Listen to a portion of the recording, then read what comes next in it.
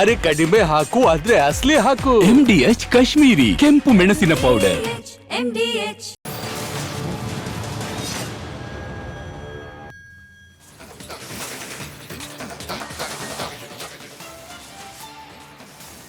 ನಮಸ್ಕಾರ, good morning. ಇದು big morning. ನಾನು ಶ್ರೀಪಾದ್ ಪಾಟೀಲ್. ನನ್ನ ಜೊತೆ ಇದ್ದಾರೆ ನಮ್ಮ ಕೊಲೀಗ್ ರಂಜಿತ್ ಸಿರಿಯಾರ್. ರಂಜಿತ್ ಕಾಶ್ಮೀರದಲ್ಲಿ 28 ದಿನ ಇದ್ರು ಅಲ್ವಾ? ಕಾಶ್ಮೀರದ ಗಲ್ಲಿ ಗಲ್ಲಿಯನ್ನ ನಮಗ್ ತೋರಿಸ್ಕೊಟ್ರು. ರಿಪಬ್ಲಿಕ್ ಕನ್ನಡದ ಮೂಲಕ ನಮ್ಮ ರಾಜ್ಯಕ್ಕೆ ಕಾಶ್ಮೀರದ ನೈಜ ಪರಿಸ್ಥಿತಿಯನ್ನ ತೋರಿಸ್ಕೊಟ್ರು. ಒಂದು 2-3 ವಿಡಿಯೋಗಳಂತೂ ಸಿಕ್ಕಾಪಟ್ಟೆ ವೈರಲ್ ಆದವು ಸೋಷಿಯಲ್ ಮೀಡಿಯಾದಲ್ಲಿ. ರಂಜಿತ್, ನೀವು ಇಬ್ಬರು ಮಹಿಳೆಯರಿಗೆ ಮಾತಾ ಅಂತ ಹೇಳಿ ಭಾರತ್ ಮಾತಾ ಕಿ ಜೈ ಅಂತ ಹೇಳಿಸುವಂತ ಪ್ರಯತ್ನ ಮಾಡಿದ್ರಿ. ಬಹಳ ಖುಷಿ ಆಯ್ತು. ನಿಮ್ ಬಗ್ಗೆ ನಮ್ಗೆ ಬಹಳ ಹೆಮ್ಮೆ ಇದೆ. Thank you sir, so proud of you. Thank you. ಕಾಶ್ಮೀರದಿಂದ ನೇರವಾಗಿ ಇಲ್ಲಿ ಸ್ಟುಡಿಯೋ ಬಂದು ಕೂತಿದ್ದಾರೆ ನಿಮಗೆ ಸುದ್ದಿ ಕೊಡೋದಕ್ಕೆ. ಸುದ್ದಿಗಳನ್ನು ಆರಂಭಿಸೋದಕ್ಕಿಂತ ಮುಂಚೆ ಶಾರ್ಟ್ ಆಗಿ ಏನೇನು ಇವತ್ತು ಇದೆ ಅನ್ನೋದನ್ನು ಗಮನಿಸೋದಾದ್ರೆ, ಕರ್ನಾಟಕದಲ್ಲಿ ಕೊರೋನಾ ಕಾರ್ಮೋಡ ಈಗಾಗಲೇ ಎಷ್ಟರ ಮಟ್ಟಿಗೆ ಆವರಿಸಿದೆ ಅಂತಂದ್ರೆ, ಜನರಲ್ಲಿ ಒಂದು ರೀತಿಯ ಆತಂಕ ಮನೆ ಮಾಡಿದೆ. ಬಂದ್ಬಿಡ್ತಲ್ಲಪ್ಪ ಮತ್ತೆ ಅಂತ. ದಯವಿಟ್ಟು ಯಾರು ಭಯ ಬೀಳುವಂತ ಅಗತ್ಯ ಇಲ್ಲ. ಜಾಗೃತರಾಗಿ ಅಂತ ಹೇಳೋದು ನಮ್ಮ ಕೆಲಸ, ನಮ್ಮ ಕರ್ತವ್ಯ. ಯಾಕಂದ್ರೆ ನಿಮ್ಮ ನೆಮ್ಮದಿ, ನಿಮ್ಮ ಸಂತೋಷ ನಮಗೆ ಸಮಾಧಾನ. ಹೀಗಾಗಿ ಜಾಗೃತಿ ಮೂಡಿಸುವಂಥ ಕೆಲಸವನ್ನ ಮಾಡ್ತೀವಿ ಹೊರತಾಗಿ ಭಯ ಬೀಳಿಸುವಂಥ ಕೆಲಸ ಖಂಡಿತವಾಗಿಯೂ ಮಾಡೋದಿಲ್ಲ. ಹುಷಾರಾಗಿರಿ ಅಂತ ಹೇಳ್ತೀವಿ. ಈಗ ರಾಜ್ಯದಲ್ಲಿ 36ರಿಂದ 39 ಆಕ್ಟಿವ್ ಕೇಸ್ಗಳಿದೆ. ಬೆಂಗಳೂರಿನಲ್ಲೇ 32 ಆಕ್ಟಿವ್ ಕೇಸ್ ಇದೆ. ಹೀಗಾಗಿ ನಾವು ಹುಷಾರಾಗಿರ್ಬೇಕಲ್ವಾ? ಇದನ್ನ ನಾವು ನಿಮ್ಗೆ ಹೇಳ್ಬೇಕಲ್ವಾ? ಆ ಕೆಲಸವನ್ನ ಮಾಡ್ತಾ ಇದ್ದೀವಿ. ಇದರ ಜೊತೆಗೆ ಸರ್ಕಾರ ಈ ಸಂದರ್ಭದಲ್ಲಿ ಯಾವ ರೀತಿ ಎಚ್ಚೆತ್ತುಕೊಳ್ಳುವಂತಹ ಪರಿಸ್ಥಿತಿಯಲ್ಲಿದೆ, ಏನೆಲ್ಲ ಕ್ರಮ ಕೈಗೊಳ್ತಾ ಇದೆ ಅನ್ನೋದನ್ನ ನಾವು ಗಮನಿಸೋಣ. ರಾಜಕೀಯವಾಗಿ ಏನೆಲ್ಲ ಬೆಳವಣಿಗೆ ಆಗ್ತಾ ಇದೆ ಎಲ್ಲವನ್ನೂ ಗಮನಿಸೋಣ. ಅದಕ್ಕಿಂತ ಮುಂಚೆ ಈ ಕ್ಷಣದ ಹೆಡ್ಲೈನ್ಸ್.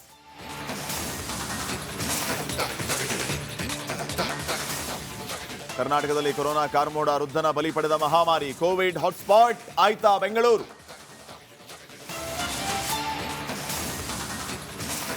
ಕರುನಾಡಿಗೆ ದೇವರ ನಾಡಿನದ್ದೇ ಟೆನ್ಷನ್. ಕೇರಳ ಗಡಿಯಿಂದ ರಿಪಬ್ಲಿಕ್ ಕನ್ನಡ ಗ್ರೌಂಡ್ ರಿಪೋರ್ಟ್. ಇತ್ತ ಹುಬ್ಬಳ್ಳಿಯಲ್ಲಿ ಕೊರೋನಾ ರೋಗಿಗಳಿಗೆ ವೆಂಟಿಲೇಟರ್ ರೆಡಿ.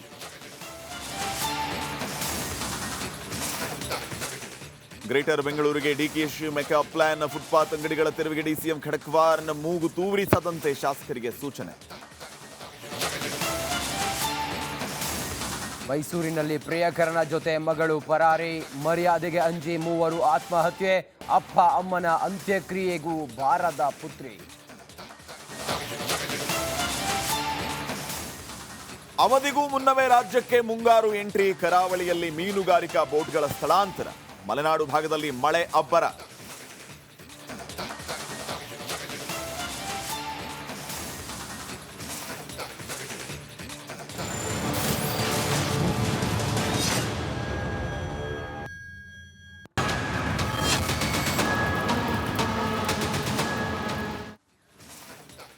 ನಮ್ಮ ಜೊತೆಗೆ ಮಾಹಿತಿಯನ್ನು ಹಂಚಿಕೊಳ್ಳೋದಕ್ಕೆ ಈಗ ನಮ್ಮ ಕೊಲೀಗ್ಸ್ ಕೂಡ ರೆಡಿಯಾಗಿದ್ದಾರೆ. ಬೆಂಗಳೂರಿನಿಂದ ಮುತ್ತಪ್ಪ, ಹಾಗೇನೆ ಮೈಸೂರಿನಿಂದ ವಿನೋದ್ ಮತ್ತು ಮಾದೇಶ್.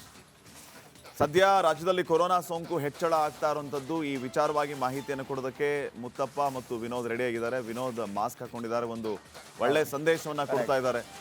ಇಡೀ ರಾಜ್ಯದಲ್ಲಿ ಈಗ ಕೊರೋನಾ ಹಾವಳಿ ಯಾವ ರೀತಿ ಇದೆ, ನಾವು ಯಾವ ರೀತಿ ಜಾಗೃತರಾಗಿರ್ಬೇಕು ಅಂತ ಹೇಳಿ ನಿನ್ನೆ, ಯಾಕಂದ್ರೆ ಮುಖ್ಯಮಂತ್ರಿ ಸಿದ್ದರಾಮಯ್ಯ ಅವರು ಕೂಡ ಒಂದು ಸಾರ್ವಜನಿಕ ಅಹವಾಲನ್ನು ಸ್ವೀಕರಿಸೋದಕ್ಕೆ ಬಂದಾಗ ಮಾಸ್ಕ್ ಅನ್ನು ಹಾಕೊಂಡೇ ಬಂದ್ರು. ಅದೆಲ್ಲ ಒಂದು ಸ್ಟ್ರಾಂಗ್ ಮೆಸೇಜ್. ನಾವು ಎಚ್ಚರವಾಗಿರ್ಬೇಕು ಅನ್ನೋದಕ್ಕೆ ವಿನೋದ್ ಕೂಡ ಆ ಕೆಲಸವನ್ನ ಮಾಡ್ತಾ ಇದ್ದಾರೆ. ಇನ್ನು ಮತ್ತೊಂದು ಕಡೆ ನಟ ಮಡೇನೂರ್ ಮನು, ಇವ್ರ ಕಥೆ ಏನಾಯ್ತು? ಸಂತ್ರಸ್ತೆ ಮೊಬೈಲ್ಗಳನ್ನು FSLಗೆ ರವಾನೆ ಮಾಡಲಾಗಿದೆ. ಏನೆಲ್ಲ ನಡೀತಾ ಇದೆ ಅನ್ನೋದ್ರ ಬಗ್ಗೆ ನಮ್ಮ ಪ್ರತಿನಿಧಿ ಮಾದೇಶ್ ಮಾಹಿತಿಯನ್ನು ಕೊಡೋದಕ್ಕೆ ರೆಡಿ ಆಗಿದ್ದಾರೆ. ಎಲ್ಲರನ್ನೂ ಅವರ ಸುದ್ದಿಗಳನ್ನ ಬಂದಾಗ ಸಂಪರ್ಕ ಮಾಡ್ತೀವಿ. ಮೊದಲದಾಗಿ ಕೊರೋನಾದ ವಿಚಾರ. ಕೊರೋನಾ ಆತಂಕ ಜನರಲ್ಲಿ ಮತ್ತೆ ಶುರುವಾಗಿದೆ. ಕರುನಾಡಿನ ಮೇಲೆ ಕೊರೋನಾ ಕರಿಛಾಯೆ ಬೀರಿದೆ. ರಾಜ್ಯದಲ್ಲಿ ಕೋವಿಡ್ ಮಾರಿಗೆ ಈಗ ಮೊದಲ ಬಲಿಯಾಗಿದೆ. ಬೆಂಗಳೂರಿನಲ್ಲದು ವೃದ್ಧರೊಬ್ಬರು, 84 ವರ್ಷದ ವೃದ್ಧರೊಬ್ಬರು ಕೊರೋನಾಗೆ ಬಲಿಯಾಗಿದ್ದಾರೆ. ರಾಜ್ಯದಲ್ಲಿ 38 ಮಂದಿಗೆ ಇಲ್ಲಿವರೆಗೂ ಕೂಡ ಈ ಕೊರೋನಾ ಒತ್ತರಿಸಿಕೊಂಡಿದೆ. ಬೆಂಗಳೂರಿನಲ್ಲಿ 32 ಜನರಿಗೆ ಕೋವಿಡ್ ಅಟ್ಯಾಕ್ ಆಗಿದೆ. ಇಂದಿನಿಂದ ಆಸ್ಪತ್ರೆಗಳಲ್ಲಿ ಕೊರೋನಾ ಟೆಸ್ಟಿಂಗ್ ಮಾಡ್ತಾರೆ. ಆಸ್ಪತ್ರೆಗಳಲ್ಲಿ ಅಡ್ಮಿಟ್ ಆದವರಿಗೂ ಕೂಡ ಟೆಸ್ಟಿಂಗ್ ಕಡ್ಡಾಯವಾಗಿ ಮಾಡ್ತಾರೆ. ಯಾರ್ಯಾರು ಆಸ್ಪತ್ರೆಯಲ್ಲಿ ಬೇರೆ ಯಾವುದೇ ಆರೋಗ್ಯದ ಸಮಸ್ಯೆಯಿಂದ ನೀವು ದಾಖಲಾಗಿದ್ದರೂ ಕೂಡ ನಿಮಗೂ ಕೂಡ ಕೊರೋನಾ ಟೆಸ್ಟ್ ಮಾಡ್ತಾರೆ. ಇವತ್ತಿನಿಂದ ಕಡ್ಡಾಯವಾಗಿ ಉಸಿರಾಟ, ಹೃದಯ ಸಂಬಂಧಿ ಸಮಸ್ಯೆ ಇರುವವರಿಗೆ ಟೆಸ್ಟ್ ಮಾಡ್ತಾರೆ. ಸರ್ಕಾರಿ ಆಸ್ಪತ್ರೆಗಳಲ್ಲಿ ಉಚಿತವಾಗಿ ಕೊರೋನಾ ಟೆಸ್ಟ್ ಮಾಡ್ತಾರೆ. ಆ ಮೂಲಕ ಸುಮಾರೊಂದು 4-5 ವರ್ಷದ ಹಿಂದೆ ನಾವು ಎದುರಿಸಿದ್ದಂತಹ ಕರಾಳ ದಿನಗಳು ಮತ್ತೆ ಈಗ ಮರುಕಳಿಸ್ತಾ ಇದೆ. ಎಲ್ಲೋ ಒಂದು ಕಡೆಯಲ್ಲಿ ಜನರಿಗೆ ಆತಂಕ ಇದೆ. ಜನರ ಬದುಕು, ಜೀವನ ಎಲ್ಲವೂ ಕೂಡ ಈ ಕೊರೋನಾ ಹಾಳು ಮಾಡಿಬಿಟ್ಟಿತ್ತು.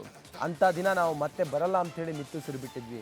ಆದರೆ ಮತ್ತೆ ಇದು ಬರ್ತಾ ಇರೋದು ಎಲ್ಲ ಒಂದು ಕಡೆಯಲ್ಲಿ ನಮ್ಮ ಆತ್ಮಸ್ಥೈರ್ಯವನ್ನು ಕುಂದಿಸ್ದಂಗಿದೆ. ಯಾರೂ ಭಯ ಪಡಬೇಡಿ, ಇದು ಆರಂಭ ಅಷ್ಟೇ. ನಾವು ಆರಂಭದಲ್ಲಿ ಇದೆಲ್ಲ ಎದುರಿಸಿದ್ದೀವಿ, ಅದಕ್ಕೊಂದು ಕೊನೆಯೂ ಕೂಡ ನಾವು ಕಂಡಿದ್ದೀವಿ. ಆದರೆ ಇದನ್ನು ನಾವು ಸಮರ್ಥವಾಗಿ ಎದುರಿಸ್ತೀವಿ ಅನ್ನೋದು ಶ್ರೀಪಾದ್ ಪಾಟೀಲ್ರೆ. ಖಂಡಿತ ಈ ಎರಡನೇ ಅಲೆಯ ಸಂದರ್ಭದಲ್ಲಂತೂ ಎಷ್ಟೆಲ್ಲ ಸಮಸ್ಯೆಗಳನ್ನು ನಾವು ಎದುರಿಸಿದ್ವಿ. ನಮ್ಮ ಶತ್ರುಗಳಿಗೂ ಇಂಥ ಕಾಟ ಬೇಡಪ್ಪ ಅಂತ ಅನ್ಕೊಂಡಿದ್ದೆ ಜಾಸ್ತಿ. ನಿಜ ಬೆಡ್ಗಳು ಸಿಗ್ಲಿಲ್ಲ, ಅಂತ್ಯಕ್ರಿಯೆ ಮಾಡೋದಕ್ಕೆ 2 ದಿನ ಕಾಯ್ಬೇಕಾದಂತ ಪರಿಸ್ಥಿತಿ ಬಂತು. ಕರೆಕ್ಟ್. ಜನರಲ್ಲಿ ಒಂದು ಭಾವನೆ ಏನಂತಂದ್ರೆ ಎಲ್ಲರ ಬಗ್ಗೆ ಮಾತಾಡ್ತಾರೆ. ಕೆಲವರು ಅರ್ಧ ಮೀಡಿಯಾದವರೇ ಹೆದರ್ಸ್ಬಿಟ್ರು. ದಯವಿಟ್ಟು ಆ ಥರ ತಿಳ್ಕೊಳ್ಳೋದಕ್ಕೆ ಹೋಗುವಂತ ಅಗತ್ಯ ಬೇಡ. ನಿಮ್ಮನ್ನ ಜಾಗೃತಿ ಮಾಡುವಂತ ಕೆಲಸ ಮಾಡಿದೀವಿ ನಾವು. ನಿಜ. ಈಗ ಇಲ್ಲಿ ಕೊರೋನಾ ಸಮಸ್ಯೆ ಇದೆ, ಇದರಿಂದ ಎಚ್ಚೆತ್ಕೊಳ್ಳಿ ಅಂತ ನಾವು ಹೇಳಿದ್ರೆ ಅದನ್ನ ನೋಡಿದವರಿಂದ 4 ಕಡೆ ಗೊತ್ತಾಗುತ್ತೆ, ಓ ಈ ಏರಿಯಾದಲ್ಲಿ ಕೊರೋನಾ ಇದೆ ಅಂತಪ್ಪ, ಅಲ್ಲಿ ಹೋಗೋದು ಬೇಡ ಅಂತ. ಅಲ್ಲಿ ನಿಮ್ಗೆ ಜಾಗೃತಿ ಮೂಡ್ತಾ? ಆ ಕೆಲಸವನ್ನ ನಾವು ಮಾಡಿದೀವಿ ಅನ್ನೋ ಸಮಾಧಾನ ನಮಗಿದೆಯಾ? ನಿಮಗೆ ಗೊತ್ತಿರಲಿಲ್ಲ ಅಂತಂದ್ರೆ ನೀವು ಗೊತ್ತಿಲ್ಲದೆ ಅಲ್ಲಿ ಹೋಗಿ ನಿಮಗೆ ಸಮಸ್ಯೆ ಆಗಿ, ನಿಮ್ಮಿಂದ ನಿಮ್ಮ ಮನೆಯಲ್ಲಿ ಸಮಸ್ಯೆ ಆಗಿ ಅವಾಂತರಗಳಾಗ್ತಾ ಇತ್ತ? ಯಾರೋ ವಯಸ್ಸಾದವ್ರು ಇರ್ತಾರೆ, ಚಿಕ್ಕ ಮಕ್ಳು ಇರ್ತಾರೆ, ಗರ್ಭಿಣಿಯರು ಇರ್ತಾರೆ, ಹಿಂಗೆಲ್ಲ ಇರುವಾಗ ಉಸಿರಾಟ ಸಮಸ್ಯೆಯವರು ಇರ್ತಾರೆ. ಆರೋಗ್ಯ ಬಹಳ ಸೂಕ್ಷ್ಮ ಇರುತ್ತೆ ಅವರದ್ದು. ಕರೆಕ್ಟ್. ನಿಮ್ಮನ್ನ ಜಾಗೃತಿಗೊಳಿಸುವಂತ ಕೆಲಸ ಹೊರತಾಗಿ ನಿಮ್ಮನ್ನ ಭಯ ಬೀಳಿಸುವಂತ ಅಗತ್ಯ ನಮ್ದಿಲ್ಲ. ಭಯ ಬೀಳಿಸೋದ್ರಿಂದ ನಮಗೂ ಏನಾಗ್ಬೇಕಾಗಿರೋದಿಲ್ಲ. ಜಾಗೃತರಾಗಿರಿ ಅಂತ ಹೇಳ್ತೀವಿ. ಭಯ ಬೀಳೋದಕ್ಕೆ ಹೋಗ್ಬೇಡಿ, ನಿರ್ಲಕ್ಷ್ಯ ಮಾಡಬೇಡಿ ಅಂತ ಹೇಳ್ತೀವಿ. ಯಾಕಂದ್ರೆ ನಿಮಗೆಲ್ಲ ಗೊತ್ತಿದೆ ಈ ಕೊರೋನಾ ಸ್ಪೀಡ್ ಎಷ್ಟರ ಮಟ್ಟಿಗಿದೆ ಅಂತ ಹೇಳಿ.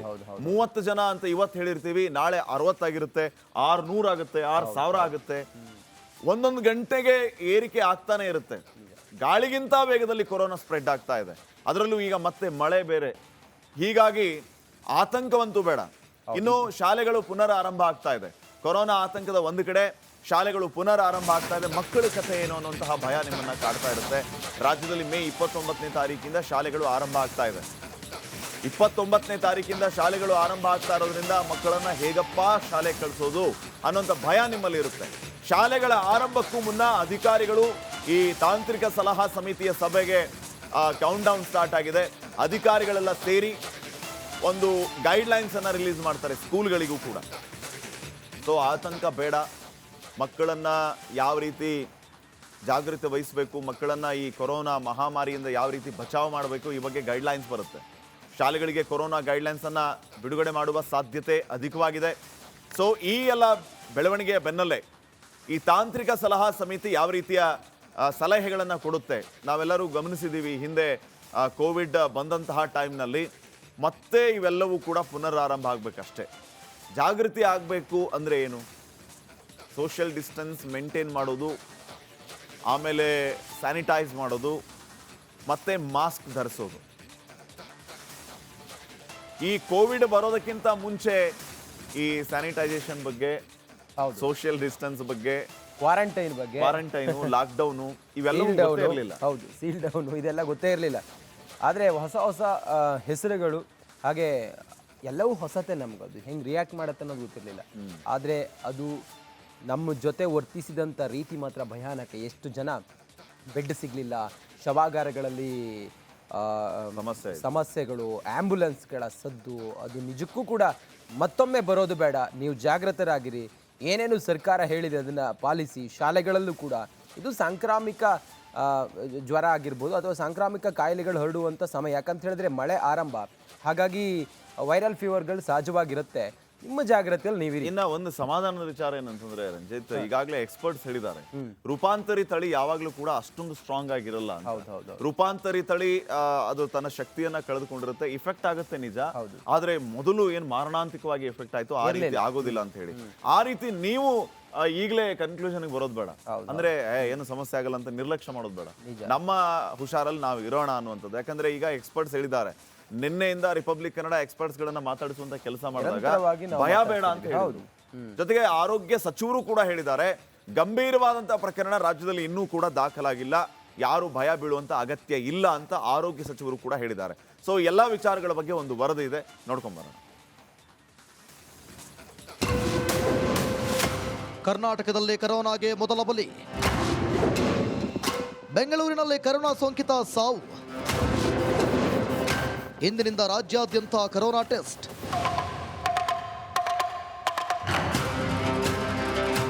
ಏಷ್ಯಾ ರಾಷ್ಟ್ರಗಳಲ್ಲಿ ರಣಕೇಕೆ ಹಾಕ್ತಿದ್ದ ಕರುನಾಡಲ್ಲೂ ಅಬ್ಬರಿಸೋಕೆ ಶುರು ಮಾಡಿದೆ. ರಾಜ್ಯಕ್ಕೆ ಎಂಟ್ರಿ ಕೊಟ್ಟ ಕೆಲವು ದಿನಗಳಲ್ಲಿ ಕೊರೋನಾ ಅಟ್ಟಹಾಸ ಶುರುವಾಗಿದೆ. ಕೋವಿಡ್ ಆರ್ಭಟಕ್ಕೆ ರಾಜ್ಯದಲ್ಲಿ ಮೊದಲ ಬಲಿಯಾಗಿದೆ. ಬೆಂಗಳೂರಿನಲ್ಲಿ ಓರ್ವ ಕೊರೋನಾ ಸೋಂಕಿತ ಉಸಿರು ಚೆಲ್ಲಿದ್ದಾನೆ. ಇನ್ನು 11 ತಿಂಗಳ ಮಗುವಿಗೆ ಕೊರೋನಾ ಪಾಸಿಟಿವ್ ಬಂದಿದ್ದು 38 ಕೋವಿಡ್ ಕೇಸ್ಗಳು ಪತ್ತೆಯಾಗಿವೆ. ಮಕ್ಕಳಲ್ಲೇ ಹೆಚ್ಚಾಗಿ ಕೊರೋನಾ ಸೋಂಕು ಕಾಣಿಸಿಕೊಳ್ಳುತ್ತಿದ್ದು ಮಕ್ಕಳನ್ನ ಗುಂಪಿನಲ್ಲಿ ಕರೆದುಕೊಂಡು ಹೋಗದಂತೆ ವಾಣಿವಿಲಾಸ್ ಆಸ್ಪತ್ರೆ ಶಿಶುವೈದ್ಯ ಸಹನಾ ಹೇಳಿದ್ದಾರೆ. ಬೇರೆ ಏನಾದರೂ ಕಾಯಿಲೆಗಳಿದ್ದಾಗ ಬ್ಲಡ್ ಡಿಸಾರ್ಡರ್ಸ್ ಲೈಕ್ ಥ್ಯಾಲಸೀಮಿಯಾ ಇವರಲ್ಲೆಲ್ಲ ಜಾಸ್ತಿ ಇಮ್ಯುನಿಟಿ ಕಮ್ಮಿ ಇರೋದ್ರಿಂದ ಇವರಲ್ಲಿ ಜಾಸ್ತಿ ಸೀರಿಯಸ್ ಆಗೋ ಚಾನ್ಸಸ್ ಇರುತ್ತೆ. ಯಾಕೆಂದರೆ ಲಾಸ್ಟ್ ವೇವಲ್ಲಿ ಅದೇ ಥರ ಇತ್ತು ನಮ್ಮಲ್ಲಿ. ಸೊ ಹಂಗಿರೋರು ಸ್ವಲ್ಪ ನೆಗಡಿ ಕೆಮ್ಮು ಜ್ವರ ಇರೋರು ಮನೆಯಲ್ಲೇ ಇರಬೇಕು. ಸೆಲ್ಫ್ ಪ್ರಿಕಾಷನ್ಸ್ ತಗೊಂಡು ಮಾಸ್ಕ್ ಹಾಕಿ ಮತ್ತು ಕೈಯೆಲ್ಲ ಚೆನ್ನಾಗಿ ತೊಳ್ಕೊಂಡು. ಸೊ ಬೇರೆ ಚಿಕ್ಕ ಮಕ್ಕಳೆಲ್ಲ ಇದ್ದರೆ ಅವ್ರ ಜೊತೆ ಎಲ್ಲ ಹೋಗೋದು ಎಲ್ಲ ಮಾಡಬಾರ್ದು. ಆದಷ್ಟು ಮೇನ್ ಪರ್ಸ್ನಲ್ ಪ್ರೊಟೆಕ್ಟಿವ್ ಎಕ್ವಿಪ್ಮೆಂಟ್ ಒಂದು ಮಾಸ್ಕು N95 ಹಾಕ್ಕೊಳ್ಳೋದು ಮತ್ತು ಅವ್ರದ್ದೇ ಅದು ಕೇರಲ್ಲಿ ಇರಬೇಕು. ರಾಜ್ಯದಲ್ಲಿ ಹೆಚ್ಚಾಗುತ್ತಿರುವ ಕೊರೋನಾ ಕೇಸ್ಗಳಿಗೆ ಬ್ರೇಕ್ ಹಾಕಲು ಆರೋಗ್ಯ ಇಲಾಖೆ ಕಟ್ಟೆಚ್ಚರ ವಹಿಸಿದೆ. ಅಲ್ಲದೆ ಅನೇಕ ಕಠಿಣ ಕ್ರಮಕ್ಕೆ ಮುಂದಾಗಿದೆ. ಮತ್ತೆ ಕೊರೋನಾ ಆತಂಕ. ರಾಜ್ಯದಲ್ಲಿ ಕೊರೋನಾ ಕೇಸ್ ಹೆಚ್ಚಳವಾಗಿದ್ದು ಆರೋಗ್ಯ ಇಲಾಖೆ ಅಲರ್ಟ್ ಆಗಿದೆ. ಇಂದಿನಿಂದ ರಾಜ್ಯಾದ್ಯಂತ ಕೊರೋನಾ ಟೆಸ್ಟ್ಗೆ ಮುಂದಾಗಿದೆ. ಮೆಡಿಕಲ್ ಕಾಲೇಜು, ಆಸ್ಪತ್ರೆ, ಜಿಲ್ಲಾಸ್ಪತ್ರೆಗಳಲ್ಲಿ ಟೆಸ್ಟ್ಗೆ ಸೂಚನೆ ನೀಡಲಾಗಿದೆ. ಟೆಸ್ಟಿಂಗ್ ಲ್ಯಾಬ್ಗಳ ಓಪನ್ಗೆ ಸರ್ಕಾರ ಸೂಚಿಸಿದೆ. 8 RT-PCR ಟೆಸ್ಟಿಂಗ್ ಲ್ಯಾಬ್ಗಳು ಓಪನ್ಗೆ ನಿರ್ಧಾರ ಮಾಡಲಾಗಿದ್ದು ರಾಜ್ಯದ 8 ಕಡೆಗಳಲ್ಲಿ RT-PCR ಟೆಸ್ಟ್ ಸೆಂಟರ್ ಸ್ಥಾಪನೆಯಾಗಲಿದೆ. ಬೆಂಗಳೂರಿನ ವಿಕ್ಟೋರಿಯಾ ಆಸ್ಪತ್ರೆ, ಬೌರಿಂಗ್ ಆಸ್ಪತ್ರೆ, ಸಿ.ವಿ. ರಾಮನ್ ಆಸ್ಪತ್ರೆಯಲ್ಲಿ ಟೆಸ್ಟಿಂಗ್ ಸೆಂಟರ್ ಇರಲಿದೆ. ಕೊರೋನಾ ಬಗ್ಗೆ ಯಾರಿಗೂ ಭಯ ಬೇಡ. ಆರೋಗ್ಯ ಸಚಿವ ದಿನೇಶ್ ಗುಂಡೂರಾವ್ ಹೇಳಿಕೆ.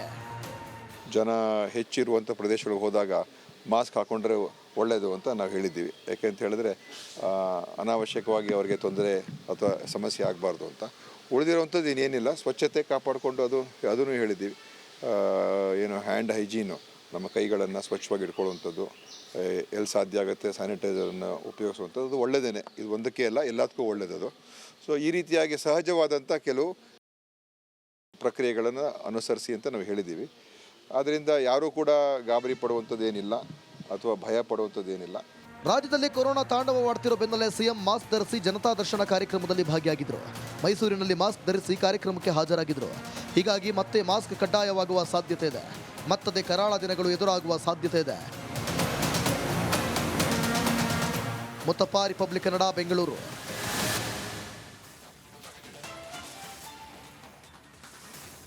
ಯಾವ ವೈರಸ್ ನಮ್ಮ ನಡುವೆ ಬಂದರೂ ಕೂಡ ಮೊದಲು ಕಾಣಿಸ್ಕೊಳ್ಳೋದು ಬೆಂಗಳೂರಿನಲ್ಲಿ. ಯಾಕಂತ ಹೇಳಿದ್ರೆ ಬೆಂಗಳೂರಿನ ಆ ತಿಕ್ ಪಾಪ್ಯುಲೇಷನ್ ಇದೆಯಲ್ಲ, ಜನರ ಸಂದಣಿ ಇದೆಯಲ್ಲ, ಬೇಗ ಹರಡವಿರುತ್ತೆ. ಈಗಲೂ ಕೂಡ ಹಾಗೆ ಕೊರೋನಾ ಹಾಟ್ಸ್ಪಾಟ್ ಆಗಿರೋದು ಬೆಂಗಳೂರೇ. ಬೆಂಗಳೂರಿನಲ್ಲಿ ಗರ್ಭಿಣಿಯರು, ಬಾಣಂತಿಯರು ನೀವು ತುಂಬ ಹುಷಾರಾಗಿರಿ. ಮಕ್ಕಳೇ, ಚಿಕ್ಕ ಚಿಕ್ಕ ಮಕ್ಕಳು ತುಂಬ ಹುಷಾರಾಗಿರಿ. ಪೋಷಕರು ಹುಷಾರಾಗಿರಿ. ಹೃದಯ ಸಂಬಂಧಿ ಕಾಯಿಲೆ ಇರೋರು ಹುಷಾರಾಗಿರಿ. ಉಸಿರಾಟದ ಸಮಸ್ಯೆ ಇರೋರು ಹುಷಾರಾಗಿರಿ.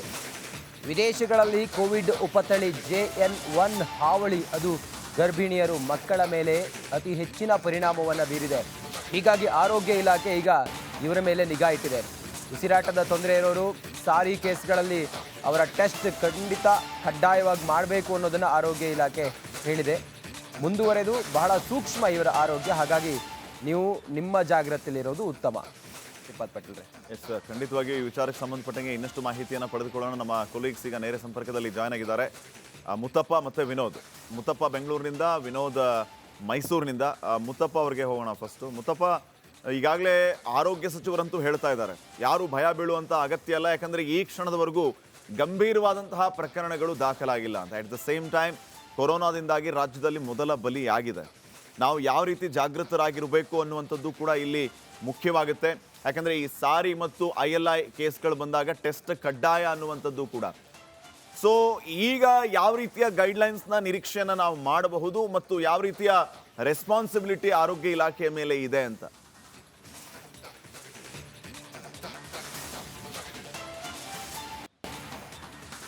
ಶ್ರೀಪಾದ್, ಆರೋಗ್ಯ ಇಲಾಖೆ ಯಾರೂ ಕೂಡ ಏನು ಆತಂಕ ಪಡುವಂತಹ ವಿಚಾರ ಇಲ್ಲ ಅಂತ ಹೇಳಿ ಆರೋಗ್ಯ ಇಲಾಖೆ ಹೇಳಿದೆ. ಆದರೆ ಆರೋಗ್ಯ ಇಲಾಖೆ ತೆಗೆದುಕೊಳ್ಳುತ್ತಿರುವಂತಹ ಕೆಲವೊಂದಿಷ್ಟು ನಿರ್ಧಾರಗಳು ಮುಂಬರುವಂತಹ ಒಂದು ದೊಡ್ಡ ಮಟ್ಟದ ಒಂದು ಸಮಸ್ಯೆಗೆ ಏನು ಈಗಲೇ ಸಜ್ಜಾಗ್ತಿದೆ ಅನ್ನೋದು ಕೂಡ ಗೊತ್ತಾಗ್ತದೆ. ಯಾಕಂದ್ರೆ ಆರೋಗ್ಯ ಇಲಾಖೆ ಎಲ್ಲ ಆಸ್ಪತ್ರೆಗಳಿಗೂ ಕೂಡ ಒಂದು ನಿರ್ದೇಶನ ಕೊಟ್ಟಿದೆ. ಯಾರಿಗೆಲ್ಲ ಆರೋಗ್ಯದ ಸಮಸ್ಯೆ ಇದೆ ಅಂದ್ರೆ ಕೋವಿಡ್ನ ಲಕ್ಷಣಗಳು ಯಾರ್ಯಾರಿಗಿದೋ ಎಲ್ಲರಿಗೂ ಕೂಡ ಕಡ್ಡಾಯವಾಗಿ ಕೋವಿಡ್ ಟೆಸ್ಟ್ ಅನ್ನ ಮಾಡಿ ಅಂತ ಹೇಳಿ ನಿರ್ದೇಶನ ಕೂಡ ಕೊಟ್ಟಿದೆ. ಯಾಕಂದ್ರೆ ಬೆಂಗಳೂರಲ್ಲಿ ಈಗಾಗಲೇ 84 ವರ್ಷದ ವೃದ್ಧರು ಈಗಾಗಲೇ ಕೋವಿಡ್ಗೆ ಬಲಿಯಾಗಿರುವಂಥದ್ದು, ಅವರಿಗೆ ಬೇರೆ ಬೇರೆ ಬೇರೆ ಕಾಯಿಲೆ ಇತ್ತು, ಆದರೆ ಅದಾದ ನಂತರ ಕೋವಿಡ್ ಟೆಸ್ಟ್ ಮಾಡಿದಾಗ ಅವರಿಗೆ ಕೊರೋನಾ ಇರೋದು ಈಗ ಪತ್ತೆ ಆಗಿದೆ. ಹೀಗಾಗಿ ಆರೋಗ್ಯ ಇಲಾಖೆ ತೆಗೆದುಕೊಳ್ತಿರುವಂತಹ ಮುನ್ನೆಚ್ಚರಿಕಾ ಕ್ರಮಗಳನ್ನು ನೋಡ್ತಾ ಹೋದ್ರೆ ಮುಂದಿನ ದಿನಗಳಲ್ಲಿ ಸೋಂಕಿತರ ಸಂಖ್ಯೆ ಹೆಚ್ಚಾಗುವಂತಹ ಸಾಧ್ಯತೆ ಇದೆ ಅಂತೇಳಿ ಈಗ ಕಾಣಿಸುತ್ತೆ. ಯಾಕಂದ್ರೆ ಈಗ ಆರೋಗ್ಯ ಇಲಾಖೆ ಒಂದು ಸೂಚನೆ ಕೊಟ್ಟಿದೆ, ಗರ್ಭಿಣಿಯರಿಗೆ ಮತ್ತೆ ಮಕ್ಕಳಿಗೆ ಕಡ್ಡಾಯವಾಗಿ ಕೋವಿಡ್ ಟೆಸ್ಟ್ ಅನ್ನು ಮಾಡಬೇಕು. ಪ್ರತಿ ಆಸ್ಪತ್ರೆಯಲ್ಲೂ ಕೂಡ 10 ಬೆಡ್ ಇರುವಂತಹ ಒಂದು ಕೊರೋನಾ ಚಿಕಿತ್ಸಾ ಕೊಠಡಿಯನ್ನು ಮಾಡಬೇಕು ಅಂತ ಹೇಳ್ಬಿಟ್ಟು ಕೂಡ ಈಗ ಸೂಚನೆಯನ್ನು ಕೊಟ್ಟಿರುವಂಥದ್ದು. ಈಗ ಬೆಂಗಳೂರಲ್ಲಿ 38 ಕೇಸ್ಗಳು ಈಗ ಬೆಂಗಳೂರಲ್ಲಿ ಆಕ್ಟಿವ್ ಕೇಸ್ಗಳಿದ್ದಾವೆ. ಅದೇ ಮಾದರಿಯಲ್ಲಿ ರಾಜ್ಯದ ಬೇರೆ ಬೇರೆ ಭಾಗದಲ್ಲೂ ಕೂಡ ಕೋವಿಡ್ ಆಕ್ಟಿವ್ ಕೇಸ್ಗಳು ಇರುವಂತಹ ಕಾರಣಕ್ಕಾಗಿ ಸರ್ಕಾರ ಈಗ ಸೋಮವಾರ ಮತ್ತೊಂದು ಹೊಸ ಗೈಡ್ಲೈನ್ಸ್ ಜಾರಿ ಮಾಡುವಂತಹ ಸಾಧ್ಯತೆ ಹೆಚ್ಚಾಗಿರುವಂಥದ್ದು. ಅದ್ರ ಜೊತೆಗೆ ಮೇ 29ರಿಂದ ಶಾಲಾ ಕಾಲೇಜುಗಳು ಕೂಡ ಆರಂಭವಾಗ್ತಾ ಇದ್ದಾವೆ.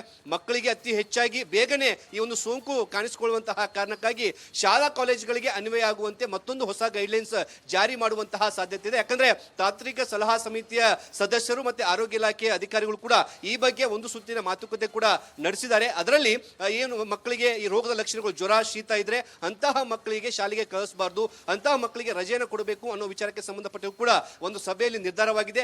ಆ ಗೈಡ್ಲೈನ್ಸ್ ಕೂಡ ಅತಿ ಬೇಗನೆ ಬರುವಂತಹ ಸಾಧ್ಯತೆ ಹೆಚ್ಚಾಗಿರುವಂತದ್ದು. ಈಗಾಗಲೇ ಬೆಂಗಳೂರಲ್ಲಿ ಒಟ್ಟು 8 ಟೆಸ್ಟಿಂಗ್ ಲ್ಯಾಬ್ಗಳನ್ನು ಆರಂಭ ಮಾಡೋದಕ್ಕೆ ಆರೋಗ್ಯ ಇಲಾಖೆ ಮುಂದಾಗಿದೆ. ಆರಂಭಿಕ ಹಂತವಾಗಿ ವಿಕ್ಟೋರಿಯಾ ಆಸ್ಪತ್ರೆಯಲ್ಲಿ ಈಗ ಕೋವಿಡ್ ಟೆಸ್ಟ್ ಮಾಡುವಂತಹ ಒಂದು ಲ್ಯಾಬ್ ಅನ್ನು ಕೂಡ ಪುನರಾರಂಭ ಮಾಡುವಂತಹ ಕೆಲಸವನ್ನ ಆರೋಗ್ಯ ಇಲಾಖೆ ಮಾಡಿಕೊಂಡಿದೆ. ಆರೋಗ್ಯ ಇಲಾಖೆ ಸದ್ಯದ ಮಟ್ಟಿಗೆ ಹೇಳ್ತಾ ಇದೆ, ಯಾರು ಕೂಡ ಟೆನ್ಷನ್ ತಗೋಬೇಡಿ, ಸ್ವಲ್ಪ ಹುಷಾರಾಗಿರಿ ಅಂತ ಹೇಳ್ತಾ ಇದೆ. ಆದರೆ ಆರೋಗ್ಯ ಇಲಾಖೆ ಮುಂಬರುವಂತಹ ಏನು ಕೋವಿಡ್ ಸ್ಪ್ರೆಡ್ ಆದಾಗ ಬೇಕಾದಂತಹ ಒಂದು ಮುನ್ನೆಚ್ಚರಿಕಾ ಕ್ರಮಗಳನ್ನ ಈಗಾಗಲೇ ಮಾಡ್ಕೊಳ್ತಾ ಇದೆ. ಖಾಸಗಿ ಆಸ್ಪತ್ರೆ, ಸರ್ಕಾರಿ ಆಸ್ಪತ್ರೆ ಎಲ್ಲ ಆಸ್ಪತ್ರೆಗಳಿಗೂ ಅನ್ವಯ ಆಗುವಂತೆ ಹೊಸ SOP ಕೂಡ ಈಗ ಜಾರಿ ಮಾಡಿರುವಂತದ್ದು. ಅದರಲ್ಲೂ ಮುಖ್ಯವಾಗಿ ಶಾಲಾ ಕಾಲೇಜುಗಳು ಆರಂಭವಾಗ್ತಿರುವಂತಹ ಕಾರಣಕ್ಕಾಗಿ ಈಗ ಈ ಗೈಡ್ಲೈನ್ಸ್ SOP ಇವೆಲ್ಲವನ್ನು ಮೀರಿ ವೈರಸ್ ಸ್ಪ್ರೆಡ್ ಆದ್ರೆ ನಾವು ಎಷ್ಟು ಸಿದ್ಧರಾಗಿದ್ದೀವಿ? ಈಗ ಸರ್ಕಾರಿ ಆಸ್ಪತ್ರೆಗಳಲ್ಲಿ ಈ ಕೋವಿಡ್ ಅವಾಂತರವನ್ನ ಎದುರಿಸೋದಕ್ಕೆ ವ್ಯವಸ್ಥೆಗಳಾಗಿದೆಯಾ? ಅಲ್ಲಿ ಬೆಡ್ಗಳನ್ನು ಮೀಸಲಿರಿಸಲಾಗಿದೆಯಾ? ಯಾಕಂದ್ರೆ ದಿನೇಶ್ ಗುಂಡೂರಾವ್ ಹೇಳ್ತಾ ಇದ್ದಾರೆ, ಗಂಭೀರವಾದ ಪ್ರಕರಣಗಳು ದಾಖಲಾಗಿಲ್ಲ, ಯಾರು ಭಯ ಬೀಳುವಂತ ಅಗತ್ಯ ಇಲ್ಲ ಅಂತ. ದಿನೇಶ್ ಗುಂಡೂರಾವ್ ಹೇಳ್ಬಿಟ್ಟಿದ್ದಾರೆ, ವೈರಸ್ ಸ್ಪ್ರೆಡ್ ಆಗೋದು ಬೇಡ ಅಂತ. ವೈರಸ್ ಸುಮ್ಮನೆ ಕೂರೋದಿಲ್ಲ, ಅದು ಸ್ಪ್ರೆಡ್ ಆಗ್ತಾನೆ ಇರುತ್ತೆ, ಜನರಿಗೆ ಸಮಸ್ಯೆ ಆಗ್ತಾನೆ ಇರುತ್ತೆ. ಈ ರೀತಿ ಸಮಸ್ಯೆ ಆದ್ರೆ ನಮ್ಮ ಸರ್ಕಾರಿ ಆಸ್ಪತ್ರೆಗಳು ಎಷ್ಟು ಸನ್ನದ್ಧವಾಗಿವೆ? ಅಲ್ಲಿ ಯಾವ ರೀತಿ ವ್ಯವಸ್ಥೆಗಳನ್ನ ಸರ್ಕಾರ ಮಾಡಿದೆ? ಈಗ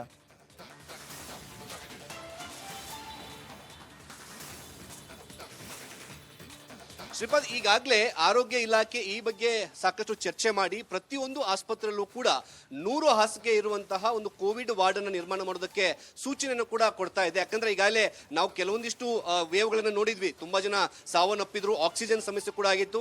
ಅದಾದ ನಂತರದಲ್ಲಿ ಪ್ರತಿ ಆಸ್ಪತ್ರೆಯಲ್ಲಿ 100 ಬೆಡ್ಗಳಿರುವಂತಹ ಪ್ರತಿ ಆಸ್ಪತ್ರೆಯಲ್ಲೂ ಕೂಡ ಆಕ್ಸಿಜನ್ ಒಂದು ಯಂತ್ರೋಪಕರಣಗಳನ್ನು ಕೂಡ ಅಲ್ಲೇ ಇನ್ಸ್ಟಾಲ್ ಮಾಡಿರುವಂತದ್ದು. ಈಗ ಅವುಗಳನ್ನ ಮತ್ತೆ ಮಾಕ್ ಡ್ರಿಲ್ ಮಾಡುವ ಮೂಲಕ ಅವೆಲ್ಲವೂ ಕೂಡ ಕಂಡೀಷನಲ್ ಇದಾವ ಇಲ್ವಾ ಅನ್ನೋದ್ರ ಬಗ್ಗೆ ಕೂಡ ಟೆಸ್ಟ್ ಮಾಡುವಂತಹ ಪ್ರಕ್ರಿಯೆ ಕೂಡ ಈಗ ಶುರುವಾಗಿದೆ. ಪ್ರತಿ ಆಸ್ಪತ್ರೆಯಲ್ಲೂ ಕೂಡ ಕೊರೋನಾಗಾಗಿನೇ ಒಂದು ICU ನಿರ್ಮಾಣ ಮಾಡೋದಕ್ಕೆ ಸಜ್ಜಾಗಿದೆ. ಈಗಾಗಲೇ ಕೊರೋನಾ ಏನಾದರೂ ಜಾಸ್ತಿ ಆದ್ರೆ ಆ ಒಂದು ಸೋಂಕಿತರಿಗೆ ಚಿಕಿತ್ಸೆ ಕೊಡೋದಕ್ಕೆ ಆರೋಗ್ಯ ಇಲಾಖೆ ಎಲ್ಲಾ ರೀತಿಯಾದಂತಹ ಪೂರ್ವ ಸಿದ್ಧತೆಯನ್ನು ಕೂಡ ಮಾಡ್ಕೊಳ್ತಾ ಇದೆ.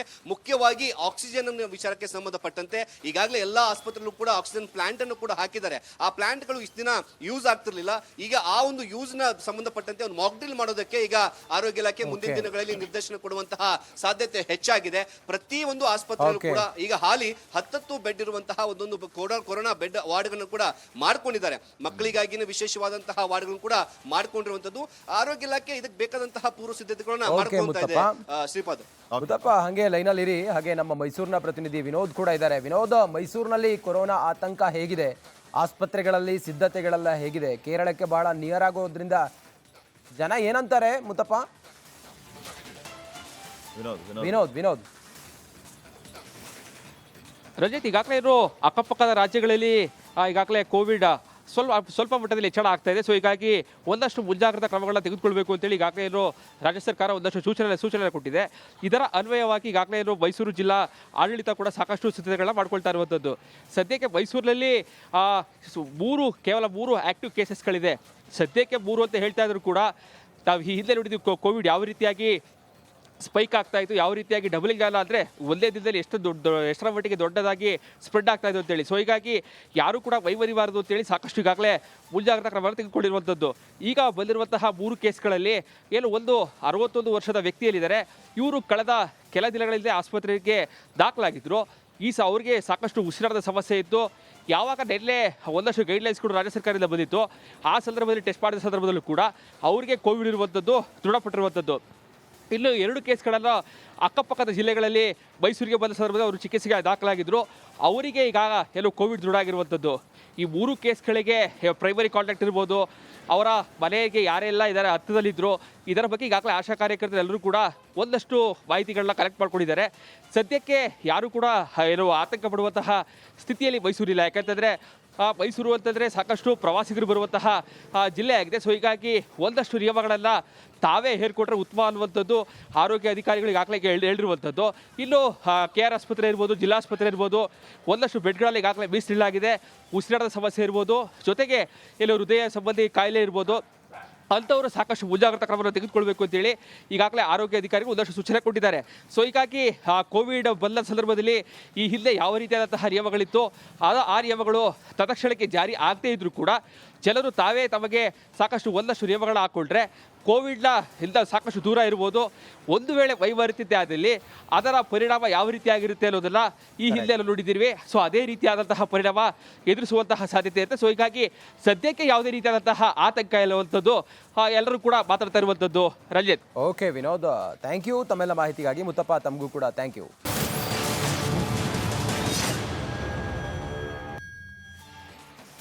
ವಿರಾಮದ ಬಳಿಕ ಬಿಗ್ ಮಾರ್ನಿಂಗ್ಗೆ ಮತ್ತೊಮ್ಮೆ ಸ್ವಾಗತ. ಕೇರಳದಿಂದ ಕೇಸ್ಗಳು ಕರ್ನಾಟಕಕ್ಕೆ ಬಂದಿದ್ದಾವೆ, ಅಂದರೆ ಕೇರಳದಿಂದ ಕೊರೋನಾ ಕರ್ನಾಟಕಕ್ಕೆ ಬಂದಿದೆ ಅನ್ನೋದು. ಹಾಗಾಗಿ ದೇವರ ನಾಡಿನದ್ದು ಟೆನ್ಷನ್ ಇರೋದ್ರಿಂದಾಗಿ ಕೇರಳದಲ್ಲಿ ಕೊರೋನಾ ರಣಕೇಕೆ ಹಾಕ್ತಾ ಇದೆ. ಕೇರಳದಿಂದ ಬರೋರು ಸಾವಿರಾರು ಜನ ಇದ್ದಾರೆ ಕರ್ನಾಟಕಕ್ಕೆ. ಹಾಗಾಗಿ ಆ ಗಡಿಗಳಲ್ಲಿ ಈಗ ಕೇರಳದ ಬಾರ್ಡರ್ಗಳಲ್ಲಿ ಈಗ ಎಲ್ಲ ರೀತಿಯ ಕಟ್ಟುನಿಟ್ಟಿನ ತಪಾಸಣೆಯನ್ನು ಮಾಡಿ ಬಿಡ್ತಾ ಇದ್ದಾರೆ. ರಾಜ್ಯದಲ್ಲಿ ಆತಂಕ ಇರೋದೇ ಕೇರಳದ ಆತಂಕ. ಕೇರಳ ಕೊಡಗು ಗಡಿಯಲ್ಲಿ ಯಾವುದೇ ತಪಾಸಣೆ ಇರಲಿಲ್ಲ, ಆದ್ರೆ ಈಗ ಎಲ್ಲವನ್ನು ತಪಾಸಣೆ ಮಾಡ್ತಾರೆ. ರಂಜಿತ್, ಲಾಸ್ಟ್ ಟೈಮ್ ನಾವೆಲ್ಲ ಹುಷಾರಾಗಿದ್ವಿ. ನಮ್ಮಲ್ಲಿ ಕರ್ನಾಟಕದಲ್ಲಿ ಕಂಪ್ಲೀಟ್ ಆಗಿ ಕೊರೋನಾ ತಹಬದಿಯಲ್ಲಿತ್ತು, ಕಂಟ್ರೋಲ್ ಅಲ್ಲಿತ್ತು. ಈ ಕೇರಳದವರ ನಿರ್ಲಕ್ಷ್ಯದಿಂದಾಗಿ ನಮ್ಮ ರಾಜ್ಯಕ್ಕೆ ಕೊರೋನಾ ಎಂಟ್ರಿ ಕೊಡ್ತು. Correct. Last time first wave ಅಲ್ಲೂ ಅದೇ ರೀತಿ ಪ್ರಾಬ್ಲಮ್ ಆಯ್ತು, ಸೆಕೆಂಡ್ ವೇವ್ ಅಲ್ಲೂ ಅದೇ ಪ್ರಾಬ್ಲಮ್ ಆಯ್ತು. ಕಾರಣ ಇಷ್ಟೇ, ಇವರು ಈಗಲೂ ನೋಡಿ ಕೇರಳದವರು ಇನ್ನೂ ಕೂಡ ಗೈಡ್ಲೈನ್ಸ್ ಅನ್ನೇ ಜಾರಿ ಮಾಡಿಲ್ಲ. ಅವರು ಇನ್ನು ಚೆಕ್ ಪೋಸ್ಟ್ಗಳಲ್ಲಿ ತಪಾಸಣೆ ಅನ್ನುವಂಥದ್ದೇ ಇಲ್ಲ. ಅದು ನಾವು ಮಾಡಬೇಕಾಗಿತ್ತು. ಎಲ್ಲ ಬರೋರನ್ನ ಹೋಗೋರನ್ನ ರ್ಯಾಪಿಡ್ ಟೆಸ್ಟ್ ಮಾಡಬೇಕಾಗಿತ್ತು, ಮಾಸ್ಕ್ ಚೆಕ್ ಮಾಡಬೇಕಾಗಿತ್ತು, ಅವ್ರ ಆರೋಗ್ಯದ ಸಮಸ್ಯೆ ಬಗ್ಗೆ ನೋಡಬೇಕಾಗಿತ್ತು. ಹಾಗಾದರೆ ಹೇಗಿದೆ ಪರಿಸ್ಥಿತಿ? ಕೇರಳ ಬಾರ್ಡರ್ನಿಂದ ಕರ್ನಾಟಕಕ್ಕೆ ಬರುವವರನ್ನು ತಪಾಸಣೆ ಮಾಡ್ತಾ ಇದ್ದಾರಾ? ಮಾಡಬೇಕು. ಹೇಗಿದೆ ಚಿತ್ರಣ ಅನ್ನೋದ್ರ ಕುರಿತಾಗಿ ನಮ್ಮ ಪ್ರತಿನಿಧಿ ಒಂದು ಪ್ರತ್ಯಕ್ಷ ವರದಿ ಮಾಡಿದ್ದಾರೆ, ಬನ್ನಿ ನೋಡೋಣ. ಪ್ರಕರಣ ದಿನೇ ದಿನೇ ಹೆಚ್ಚಾಗ್ತಾ ಇದೆ. ಕರ್ನಾಟಕದಲ್ಲೂ ಹೆಚ್ಚಾಗ್ತಿದೆ, ಹಾಗೆ ಕೇರಳದಲ್ಲೂ ಕೂಡ ಹೆಚ್ಚಾಗ್ತಿರುವಂಥದ್ದು. ಇದು ಕೇರಳದಲ್ಲಿ ಹೆಚ್ಚಾಗ್ತಿರೋದು ಒಂದು ರೀತಿ ಆತಂಕಕ್ಕೆ ಕಾರಣವಾಗಿದೆ ಅಂತ ಹೇಳ್ಬೋದು. ನಾವು ನಿನ್ನೆ ನಿಮಗೆ ಕೊಡಗಿನ ಕೇರಳ ಗಡಿಭಾಗವಾದ ಮಾಕುಟ್ಟದಲ್ಲಿ ಚೆಕ್ ಪೋಸ್ಟ್ ಯಾವ ರೀತಿ ಇದೆ, ಯಾವುದೇ ತಪಾಸಣೆ ಇಲ್ಲ ಅಂತ ಹೇಳಿ ತೋರಿಸ್ತೀವಿ. ಇವತ್ತು ಕೇರಳ ಚೆಕ್ ಪೋಸ್ಟ್ ಅಂತ ತೋರಿಸ್ತೀವಿ. ಅಂದರೆ ಮಾಕುಟ್ಟದ ಪಕ್ಕ ಇರುವಂಥ ಕೇರಳದವರ ಚೆಕ್ ಪೋಸ್ಟ್. ಇಲ್ಲಿ ಕೇರಳ ಚೆಕ್ ಪೋಸ್ಟ್ ಅಂದರೆ ಕೇರಳ ಪೊಲೀಸರು ಇದ್ದಾರೆ, ಒಂದು ಕಡೆ ಕೇರಳ ಅಬಕಾರಿ ಅವರು, ಫಾರೆಸ್ಟ್ ಅವರು, ಎಲ್ಲ ಚೆಕ್ ಪೋಸ್ಟ್ಗಳು ಒಂದೇ ಕಡೆ ಇದೆ. RTO ಅವರು ಎಲ್ಲ ಚೆಕ್ ಪೋಸ್ಟ್ ಇಲ್ಲೇ ಇರುವಂಥದ್ದು. ಇಲ್ಲಿ ಯಾವುದೇ ತಪಾಸಣೆ ಇಲ್ಲ. ಅವರಿಗೆ ನಮಗೆ ಮಾಹಿತಿ ಸಿಕ್ಕಿದೆ ಈಗ. ಅಂದರೆ ಇಲ್ಲಿಯೂ ಕೂಡ ಸರ್ಕಾರದಿಂದ ಯಾವುದೇ ಗೈಡ್ಲೈನ್ಸ್ ಇಲ್ಲ, ಯಾವುದೇ ತಪಾಸಣೆ ಇಲ್ಲ, ಯಾವುದೇ ಸ್ಕ್ರೀನಿಂಗ್ ಇಲ್ಲ, ಯಾವುದೂ ಇಲ್ಲ. ಅಂದರೆ ಕೇರಳದಲ್ಲಿ ಹೆಚ್ಚು ಪ್ರಕರಣ ಇರುವಂಥದ್ದು. ಕರ್ನಾಟಕದವರೇ ಹೆಚ್ಚು ಮುಂಜಾಗ್ರತಾ ಕ್ರಮ ತೆಗೆದುಕೊಳ್ಬೇಕಾದ್ರಲ್ಲಿ ಕರ್ನಾಟಕದಲ್ಲೇ ಚೆಕ್ ಪೋಸ್ಟ್ ಮಾಡಿಲ್ಲ, ಮತ್ತು ಕೇರಳದವರು ಈಗ ಸದ್ಯಕ್ಕಂತೂ ಮಾಡಲ್ಲ. ಸಾವಿರಾರು ಜನರು ನೀವು ನೋಡ್ಬೋದು, ಸಾವಿರಾರು ವಾಹನಗಳು ಬರ್ತಾ ಇರ್ತವೆ ಕೊಡಗು ಜಿಲ್ಲೆ ಹತ್ತ. ಅಂದರೆ ಇದು ಪ್ರಮುಖವಾದ ರಸ್ತೆ, ಇದು ಅಂತಾರಾಷ್ಟ್ರೀಯ ಹೆದ್ದಾರಿ. ಸಾಕಷ್ಟು ಜನರು ಇಲ್ಲಿ ಕೇರಳದಿಂದ ಕೊಡಗು ಜಿಲ್ಲೆಗೆ ಬರ್ತಾರೆ, ಕೊಡಗು ಜಿಲ್ಲೆಯಿಂದ ಕೇರಳಕ್ಕೂ ಬರ್ತಾರೆ. ವ್ಯಾಪಾರ ವಹಿವಾಟು ಆಗ್ತಾ ಇರ್ತದೆ. ಸಾಕಷ್ಟು ಜನ ಬೆಂಗಳೂರಿಗೆ ಕೂಡ ಇಲ್ಲಿಂದ ಸೀದಾ ಕಣ್ಣೂರಿಂದ ಬೆಂಗಳೂರಿಗೆ ಬರುವಂಥದ್ದು. ಈಗ ನಾವು ಇರುವಂಥ ಈ ಜಾಗ ಏನಂದರೆ ಇದು ಕೇರಳಕ್ಕೆ ಸೇರುವಂಥ ಜಾಗ ಕೂಟುಪಾಳ್ಯ ಅಂತ ಹೇಳಿ. ಇದು ನಮ್ಮ ಮಾಕುಟ್ಟ ಗಡಿಯಿಂದ ಸ್ವಲ್ಪ ಈಚೆ ಬಂದರೆ ಈ ಕೇರಳದ ಈ ಕೂಟುಪಾಳ್ಯ ಅಂತ ಸಿಗುತ್ತೆ. ಇದು ಪ್ರಮುಖ ಸರಹದ್ದು ಅಂತ ಹೇಳ್ಬೋದು. ಈಗ ಅದರ ಪಕ್ಕದಲ್ಲೇ ಕೇರಳದವರು ಚೆಕ್ ಪೋಸ್ಟ್ ಎಲ್ಲ ಇರುವಂಥದ್ದು. ಅವರು ಕೂಡ ಈಗ ನಮಗೆ ಮಾಹಿತಿ ಕೊಟ್ಟಿರುವಂಥ ಯಾವುದೇ ಸರ್ಕಾರದ ಗೈಡೆನ್ಸ್ ಬಂದಿದೆ, ಹಾಗಾಗಿ ಯಾವುದೇ ತಪಾಸಣೆ ಇಲ್ಲ ಅಂತ ಹೇಳಿ ಅವ್ರು ಪ್ರತಿನಿತ್ಯ ಏನು ಕೆಲಸ ಮಾಡಬೇಕು ಆ ಕೆಲಸವನ್ನು ಅವರು ಮಾಡ್ತಾ ಇದ್ದಾರೆ. ಒಟ್ಟಾರೆ ಹೇಳಬೇಕಾದ್ರೆ ಕರ್ನಾಟಕದಲ್ಲ ಚೆಕ್ ಪೋಸ್ಟ್ ಏನಿದೆ, ಅದೇ ರೀತಿ ಕೇರಳದಲ್ಲೂ ಕೂಡ ಈ ಚೆಕ್ ಪೋಸ್ಟಲ್ಲಿ ಯಾವುದೇ ಗೈಡ್ಲೈನ್ಸ್ ಇಲ್ಲ, ಯಾವುದೇ ತಪಾಸಣೆ ಸ್ಕ್ರೀನಿಂಗ್ ಯಾವುದೂ ಮಾಡ್ತಾ ಇಲ್ಲ. ಕ್ಯಾಮರಾ ಪರ್ಸನ್ ದಿವಾಕರ್ ಜೊತೆ ಅನುಕಾರ್ಯಪ್ಪ, ರಿಪಬ್ಲಿಕ್ ಕನ್ನಡ, ಕೊಡಗು.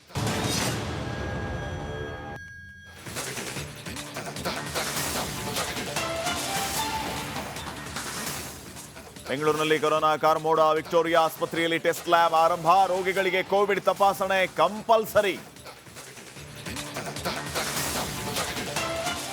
ಸಸ್ಪೆಂಡ್ ಆದ ಬಿಜೆಪಿ ಶಾಸಕರ ಭವಿಷ್ಯ ಇಂದು ನಿರ್ಧಾರ. ಸ್ಪೀಕರ್ ಸಿಎಂ ಸಭೆಗೆ ಕೌಂಟ್ ಡೌನ್. ಅಮಾನತು ಆದೇಶ ವಾಪಸ್ ಸಾಧ್ಯತೆ.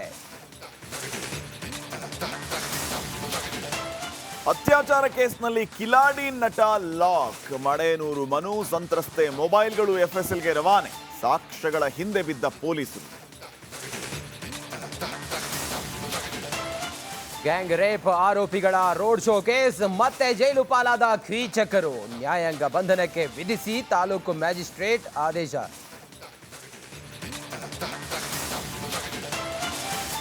ರಾಜ್ಯದಲ್ಲಿ ಮುಂದುವರಿದ ವರುಣನ ಅಬ್ಬರ. ಕೊಡಗು ಜಿಲ್ಲೆಯಲ್ಲಿ ವರುಣಾರ್ಭಟ. ಹಾಸನ ಜಿಲ್ಲೆಯಲ್ಲಿ ಬಿರುಗಾಳಿಗೆ ಮರಗಳು ಧರಾಶಾಹಿ.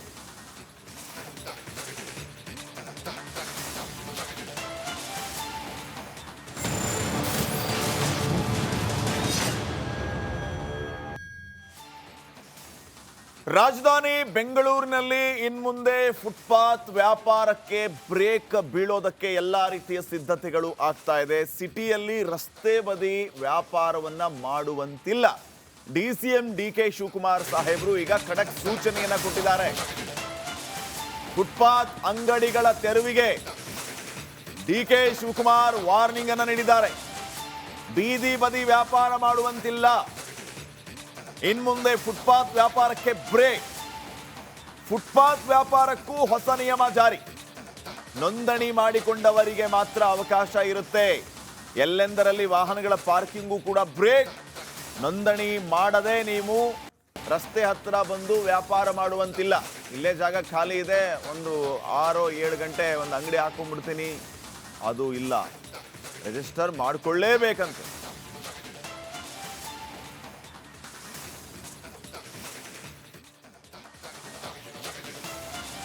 ನಮ್ಮ ಡಿ ಕೆ ಶಿವಕುಮಾರ್ ಸಾಹೇಬರು ನಿಯಮಗಳನ್ನ ಜಾರಿಗೆ ತರ್ತಾ ಇದ್ದಾರೆ, ಆದ್ರೆ ಅದು ಆಕ್ರೋಶಕ್ಕೆ ಕಾರಣ ಆಗ್ತದೆ. ಈಗ ಮಳೆ ಆಗ್ತಾ ಇದೆ ಬೆಂಗಳೂರಿನಲ್ಲಿ. ಮಳೆಯಿಂದ ನಾವು ಯಾವ ರೀತಿ ನಮ್ಮನ್ನು ನಾವು ರಕ್ಷಣೆ ಮಾಡ್ಕೋಬೇಕು, ಸಮಸ್ಯೆಯಿಂದ ಪಾರು ಮಾಡಬೇಕು ಅನ್ನೋದ್ರ ಬಗ್ಗೆ ಸರ್ಕಾರಕ್ಕೆ ಯೋಚನೆ ಇರಬೇಕು.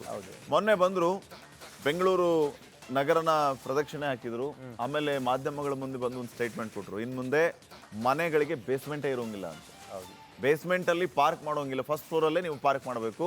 ಯಾವುದೇ ಕಾರಣಕ್ಕೂ ಇನ್ನು ಮುಂದೆ ಇದು ನಡೆಯಲ್ಲ, ಇದಕ್ಕೆ ಹೊಸ ನಿಯಮ ತಗೊಂಡ್ಬರ್ತೀನಿ ಅಂತ ಹೇಳ್ಬಿಟ್ರು. ಅದು ಜನರ ಆಕ್ರೋಶಕ್ಕೆ ಕಾರಣ ಆಯಿತು. ಬೇಸ್ಮೆಂಟ್ ಇಲ್ಲ ಅಂತಂದ್ರೆ ಹೆಂಗೆ ಅನ್ನುವಂಥದ್ದು. ಈಗ ವ್ಯಾಪಾರಸ್ಥರ ವಿಚಾರವಾಗಿ ಒಂದು ರೂಲ್ಸ್ ಅನ್ನ ತಗೊಂಡ್ಬರ್ತೀನಿ ಅಂತ ಹೇಳ್ತಿದ್ದಾರೆ. ಹೆಂಗ್ ಬೇಕಂಗೆ ವ್ಯಾಪಾರ ಮಾಡುವಂಗಿಲ್ಲ, ರಿಜಿಸ್ಟರ್ ಆದ್ರೆ ಮಾತ್ರ ಅಂತ ಹೇಳಿ. ಅದರ ಜೊತೆಗೆ ನೀವು ಎಲ್ಲೆಂದರಲ್ಲಿ ವಾಹನನ ಪಾರ್ಕ್, ಇದು ಒಂದು ಒಳ್ಳೆ ವಿಚಾರ. ಹೌದೌದು, ವಾಹನ ಪಾರ್ಕ್ ಎಲ್ಲೆಂದರಲ್ಲಿ ಹೇಗೆ ಬೇಕಾಬಿಟ್ಟಿಯಾಗಿ ಮಾಡ್ತಾ ಇರ್ತಾರೆ, ಅದಕ್ಕೆ ರೂಲ್ಸ್ ತಂದ್ರೆ ಓಕೆ. ಈಗ 10 ವರ್ಷದಿಂದ 20 ವರ್ಷದಿಂದ ಬೀದಿ ಬದಿ ವ್ಯಾಪಾರ ಮಾಡ್ತಾ ಇರೋರು ಲಕ್ಷ ಜನ ಸಿಗ್ತಾರೆ ನಮ್ಮ ಬೆಂಗಳೂರಲ್ಲಿ. ಇದ್ದಕ್ಕಿದ್ದಂಗೆ ನೀವು ನಾಳೆಯಿಂದ ವ್ಯಾಪಾರ ಮಾಡಬೇಡಿ ಅಂದ್ರೆ ಅವ್ರೆಲ್ಲ ಹೋಗ್ಬೇಕು? ಆಯ್ತು, ಅವ್ರಿಗೆ ಒಂದೇ ಒಳ್ಳೆ ವ್ಯವಸ್ಥೆ ಮಾಡ್ಕೊಡಿ, ಬದಲಿ ವ್ಯವಸ್ಥೆ ಮಾಡಿ ಅವರು ನೀವು ಖಾಲಿ ಮಾಡಿಸಿ. ಅದನ್ನ ಬಿಟ್ಟು ಏಕಾಏಕಿ ನೀವು ಮಾಡಬೇಡಿ, ಹೋಗಬೇಡಿ ಅಂತೇಳಿ ಅವ್ರ ಮೇಲೆ ದಬ್ಬಾಳಿಕೆ ಮಾಡಿದ್ರೆ ಪಾಪ ಬಡ ಜನ ಅದರಲ್ಲೇ ಒಂದು ಹೊತ್ತಿನ ಊಟ ಅವರಿಗೆ, ಅವ್ರ ಬದುಕಿ ಅದರಲ್ಲೇ ಇರುತ್ತೆ. ಎಷ್ಟೋ ವರ್ಷಗಳಿಂದ ಅಲ್ಲಿ ಮಾಡ್ಕೊಂಡಿರ್ತಾರೆ. ಅವರಲ್ಲಿ ಏನು ಮಾಡ್ಬೇಕಲ್ವಾ? ಇವ್ರ ಬಗ್ಗೆನೂ ಯೋಚನೆ ಮಾಡಿ ಡಿ ಕೆ ಶಿವಕುಮಾರ್ ಅವ್ರು ರೂಲ್ಸ್ ತಂದ್ರೆ ಒಳ್ಳೇದನ್ಸುತ್ತೆ ಹೇಳಿ. ಇನ್ನ ಯಶವಂತಪುರ KR ಮಾರ್ಕೆಟ್ ಕಡೆ ಅಂತೂ ಹೋದ್ರೆ ಎಲ್ಲ ಸಾಕಷ್ಟು ಸಂಖ್ಯೆಯಲ್ಲಿ ವ್ಯಾಪಾರಸ್ಥರು ಸಿಗ್ತಾರೆ ನಮ್ಗೆ. ಇವ್ರು ನಾಳೆಯಿಂದ ನೀವು ಬರೋದಕ್ಕೆ ಹೋಗ್ಬಿಡಿ, ಇಲ್ಲಿ ವ್ಯಾಪಾರ ಬಂದು ಯಾರು ರಿಜಿಸ್ಟರ್ ಮಾಡ್ಕೊಂಡಿದ್ದಾರೆ ಅವ್ರು ಮಾತ್ರ ಬನ್ನಿ ಅಂತಂದ್ರೆ ಎಷ್ಟು ಜನ ರಿಜಿಸ್ಟರ್ ಮಾಡ್ಕೊಂಡವ್ರು ಸಿಗ್ತಾರೆ? ಅದು ನೀವು ಈ ರೀತಿಯ ನಿಯಮಗಳಂತಂದ್ರೆ ಅದಕ್ಕೊಂದು ಅವಕಾಶ, ಸಮಯ ಅಂತ ಕೊಡ್ಬೇಕು. ಹೌದು, ಇಷ್ಟು ದಿನ ಸಮಯ ಕೊಡಿ ರಿಜಿಸ್ಟರ್ ಮಾಡ್ಕೊಳ್ಳಕ್ಕೆ ಅಂತ. ನಾಳೆಯಿಂದ ನಿಮ್ದು ರಿಜಿಸ್ಟರ್ ಇಲ್ಲ, ನೀವು ಮನೆಗೆ ಹೋಗಿ ಅಂದ್ಬಿಟ್ರೆ ಹೇಗೆ ಸಾಧ್ಯ? ಅದು ಮಾಡಬಾರ್ದಂಗೆ. ಈ ಬಗ್ಗೆ ಒಂದು ವರದಿ ಇದೆ, ನೋಡ್ಕೊಂಬ.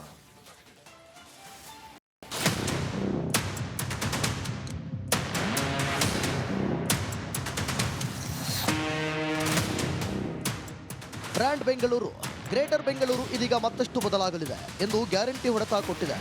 ಫುಟ್ಪಾತ್ ವ್ಯಾಪಾರ ಬಂದ್, ರಸ್ತೆ ಬದಿ ವಾಹನ ನಿಲ್ಲಿಸಿದರೆ ಆ ವಾಹನವನ್ನು ವಶಕ್ಕೆ ಪಡೆದು 21 ದಿನದಲ್ಲಿ ಹರಾಜು ಹಾಕಲು ಸರ್ಕಾರ ಪ್ಲಾನ್ ಮಾಡಿದೆ. ಇನ್ನು ಮುಂದೆ ಫುಟ್ಪಾತ್ ವ್ಯಾಪಾರ ಬಂದ್. ನೋ ಪಾರ್ಕಿಂಗ್ನಲ್ಲಿ ವಾಹನ ನಿಲ್ಲಿಸುವವರೇ ಎಚ್ಚರ. ಇನ್ನು ಇಡೀ ಬೆಂಗಳೂರಲ್ಲಿ ಫುಟ್ಪಾತ್ ವ್ಯಾಪಾರವನ್ನು ಬಂದ್ ಮಾಡಲು ಡಿಕೆಶಿ ಹೊರಟಿದ್ದಾರೆ. ಅಷ್ಟೇ ಅಲ್ಲದೆ ಇನ್ಮುಂದೆ ಬೆಂಗಳೂರಲ್ಲಿ ಬೇಸ್ಮೆಂಟ್ ಮಾಡಂಗಿಲ್ಲ. ಅಷ್ಟೇ ಅಲ್ಲದೆ ಯಾವುದೇ ಕಾರಣಕ್ಕೂ ರಸ್ತೆ ಬದಿ ವಾಹನ ನಿಲ್ಲಿಸುವಂತಿಲ್ಲ. ವಾಹನಗಳನ್ನು ಟ್ರಾಫಿಕ್ ಪೊಲೀಸರು ಹೊತ್ತೊಯ್ಯುತ್ತಾರೆ. ಬಳಿಕ 21 ದಿನದಲ್ಲಿ ಹರಾಜು ಹಾಕಲಿದ್ದಾರೆ.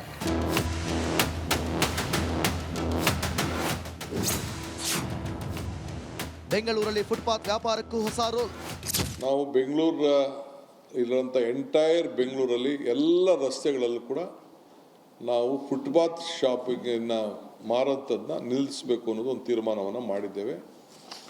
ಈಗ 27,665 ಜನ ನಾವು ಫುಟ್ಪಾತಲ್ಲಿ ಮಾರ್ತಾ ಇದ್ದೀವಿ ಅಂತೇಳಿ ಅಫಿಷಿಯಲಾಗಿ ರಿಜಿಸ್ಟರ್ ಮಾಡಿದ್ದಾರೆ. ನಾವು ಎಲ್ಲರಿಗೂ ಕೂಡ ವಾಹನಗಳು ಕೊಡಲಿಕ್ಕೆ, ತಳ್ಳೋ ವಾಹನಗಳನ್ನು ಕೊಡಲಿಕ್ಕೆ ರೆಡಿ ಇದ್ದೀವಿ. ಅವರು ಬರಬೇಕು, ಕೆಲವು ಜಾಗಗಳನ್ನ ನೋಟಿಫೈ ಮಾಡ್ತೀವಿ. ಇಂಥ ಜಾಗದಲ್ಲಿ ಮಾತ್ರ ನೀವು ಫುಟ್ಪಾತಲ್ಲಿ ವಾಹನ ಇಟ್ಕೊಂಡು ನೀವು ಮಾರಬೇಕು ಅನ್ನೋದನ್ನು ನಾವು ನೋಟಿಫೈ ಮಾಡ್ತೀವಿ. ಅಂಥ ಜಾಗದಲ್ಲಿ ಮಾತ್ರ ಅವರು ಮಾರಬೇಕು.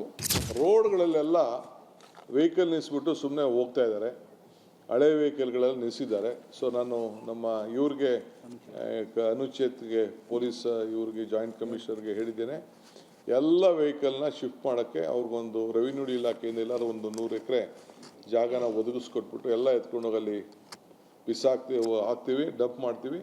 ನಮ್ಮ ಕಾರ್ಪೊರೇಷನ್ ಆ್ಯಕ್ಟಲ್ಲೂ ಕೂಡ, ಮುನ್ಸಿಪಲ್ ಆ್ಯಕ್ಟಲ್ಲಿ ಒಂದು ಪ್ರಾವಿಷನ್ ಇದೆ, 15 ದಿನನೋ 3 ತಿಂಗಳಲ್ಲೋ 21 ದಿನದಲ್ಲಿ ಅಬಂಡೆಂಟ್ ವೆಹಿಕಲ್ ಅಂತೇಳಿ ಹರಾಜು ಹಾಕ್ಲಿಕ್ಕೂ ಕೂಡ ಒಂದು ಅವಕಾಶ ಇದೆ.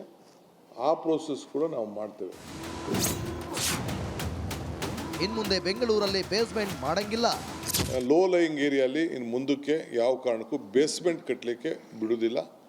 ಅದಕ್ಕೆ ನಾನು ಟೌನ್ ಪ್ಲಾನಿಂಗ್ ಅವ್ರ ಹತ್ರ ಮಾತಾಡ್ತೀನಿ, ಕೆಲವು ಲೀಡರ್ಸ್ ಹತ್ರ ಮಾತಾಡಿ ಎಷ್ಟುವರೆಗೂ ನಿಗದಿ ಮಾಡಬೇಕು ಅಂತೇಳಿ ಟೌನ್ ಪ್ಲಾನಿಂಗನ್ನು ಅವರ ಸಜೆಷನ್ಸ್ ಕೂಡ ನಾನು ತೆಗೆದುಕೊಳ್ಳಿದ್ದೆ. ಯಾಕೆಂದರೆ ಭಾಳ ಕಡೆ ಲೋ ಲೈಯಿಂಗ್ ಏರಿಯಾ ಪಕ್ಕದಲ್ಲಿ ಪಾರ್ಕಿಂಗ್ಗೆ ಕಟ್ಕೊಬಿಟ್ಟು ಅಂಡರ್ಗ್ರೌಂಡ್ ಪಾರ್ಕಿಂಗ್ ಮಾಡ್ಕೊಬಿಟ್ಟು ಎಲ್ಲ ನೀರುಗಳನ್ನು ತುಂಬಿ ಇವತ್ತು ಅನೇಕ ಅನಾಹುತಗಳಾಗ್ತಾಯಿದೆ. ಆ ದೃಷ್ಟಿಯಿಂದ ಒಂದು ಮಾಡ್ತಾಯಿದೆ. ಎಲ್ಲ ಆಸ್ತಿಗಳನ್ನು ಈ ಖಾತೆ ಮಾಡಲಿದ್ದೇವೆ. ಈಗ ಬೆಂಗಳೂರು ನಗರದ ಎಲ್ಲ ಆಸ್ತಿಗಳಿಗೆ ನಾವು ಅವ್ರಿಗೆ ಈ ಖಾತಾ ಮಾಡಬೇಕು ಅಂತ ತೀರ್ಮಾನ ಮಾಡಿದ್ದೇವೆ. ಸುಮಾರು 25 ಲಕ್ಷ ಆಸ್ತಿಗಳಿದೆ, ಅವ್ರಿಗೆಲ್ಲ ರಿಜಿಸ್ಟ್ರೇಷನ್ ಮಾಡ್ಕೊಳಕ್ಕೆ ಹೇಳಿದ್ದೀನಿ. ಸ್ಕ್ಯಾನಿಂಗ್ ಮಾಡ್ತಾ ಇದ್ದೀವಿ, ಡಿಜಿಟಲೈಸೇಷನ್ ಮಾಡಿ ಅದನ್ನು ಸ್ಕ್ಯಾನ್ ಮಾಡಲಿಕ್ಕೆ ಪ್ರಯತ್ನ ಮಾಡ್ತಾ ಇದ್ದೀವಿ. ಈಗಾಗಲೇ ಸುಮಾರು ಜನ ಮಾಡಿದ್ದಾರೆ, 5 ಲಕ್ಷ ಈಗಾಗಲೇ ರೆಡಿ ಇದೆ. ಅದು ಒಂದು ಮ್ಯಾಸಿವ್ ಒಂದು ಪ್ರೋಗ್ರಾಮ್ ಟೈಪ್ ಮಾಡಿ ಎಲ್ಲ ಆಸ್ತಿಗಳಿಗೆ ಅವ್ರಿಗೆ ದಾಖಲೆಗಳನ್ನು ಒದಗಿಸ್ಕೊಡುವಂಥದ್ದು, ಅವರು ಮುಂದಕ್ಕೆ ಟ್ಯಾಕ್ಸ್ ಕಟ್ಟೋದು ಮತ್ತೊಂದು ಮಾಡೋದಕ್ಕೂ ಕೂಡ ನಂಬರ್ ಕೊಟ್ಟು ಸಾರ್ವಜನಿಕರು ಯಾರದೇ ಅವ್ರವ್ರ ಆಸ್ತಿಗಳನ್ನ ಯಾವತ್ತು ಬೇಕಾದ್ರೂ ಅದು ಟ್ರಾನ್ಸ್ಪರೆನ್ಸಿ ತರಬೇಕು ಅಂತೇಳಿ ಇಲ್ಲಿವರೆಗೂ ಮ್ಯಾನ್ಯಲಲ್ಲಿ ಅದು ನಡೀತಾ ಇದೆ. ಅದನ್ನು ನಿಲ್ಲಿಸಬೇಕು ಅಂತೇಳಿ ತೀರ್ಮಾನ ಮಾಡಿ ಹೊಸ ಬೆಂಗಳೂರು ಯಾವ ರೀತಿ ಕಾಣಬೇಕಿದೆ ಎಂಬುದರ ಪ್ಲಾನ್ ಆಫ್ ಆಕ್ಷನ್ ಸಿದ್ಧಪಡಿಸಲಾಗ್ತಾ ಇದೆ. ಸುಮಾರು 15 ದಿನಗಳ ಒಳಗೆ ನೀಲನಕ್ಷೆ ತಯಾರಾಗುವ ನಿರೀಕ್ಷೆ ಇದೆ. ಅಭಿಷೇಕ್ ಬೇವಿ, ರಿಪಬ್ಲಿಕ್ ಕನ್ನಡ, ಬೆಂಗಳೂರು. ಮೊನ್ನೆ ಡಿ ಕೆ ಶಿವಕುಮಾರ್ ಸಾಹೇಬರಿಗೆ ಬೆಂಗಳೂರು ಉಸ್ತುವಾರಿ ಇದೆ, ನಗರಾಭಿವೃದ್ಧಿಯ ಜವಾಬ್ದಾರಿ ಇದೆ.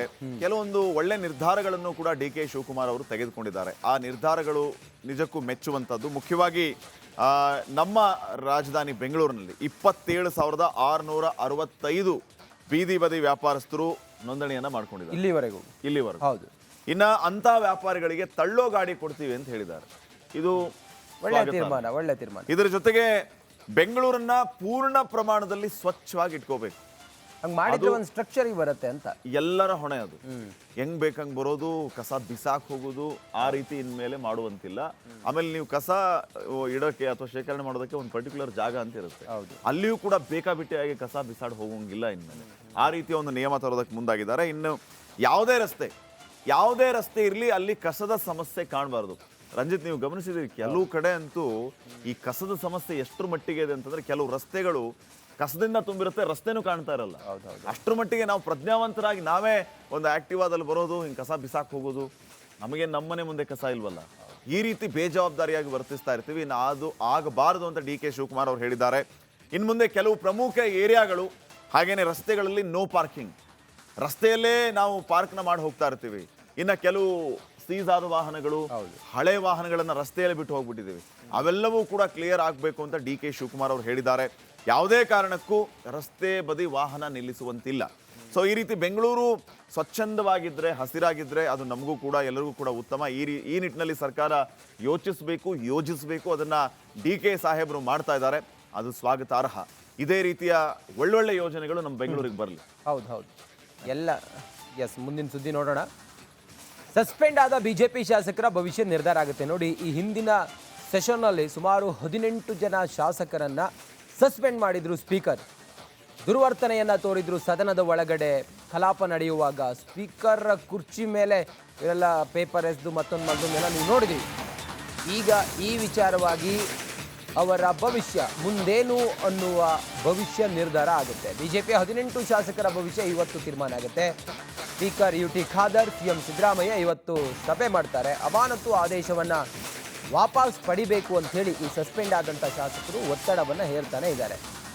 ಹಾಗಾಗಿ ಇವತ್ತು ಈ ಕುರಿತಾಗಿ ಒಂದು ತೀರ್ಮಾನ ಮಾಡುವಂಥ ಸಾಧ್ಯತೆ ಇದೆ. ಸಸ್ಪೆಂಡ್ ಆದೇಶ ವಾಪಸ್ ಪಡೆಯುವಂತೆ ಮನವಿ ಮಾಡ್ತಾರೆ.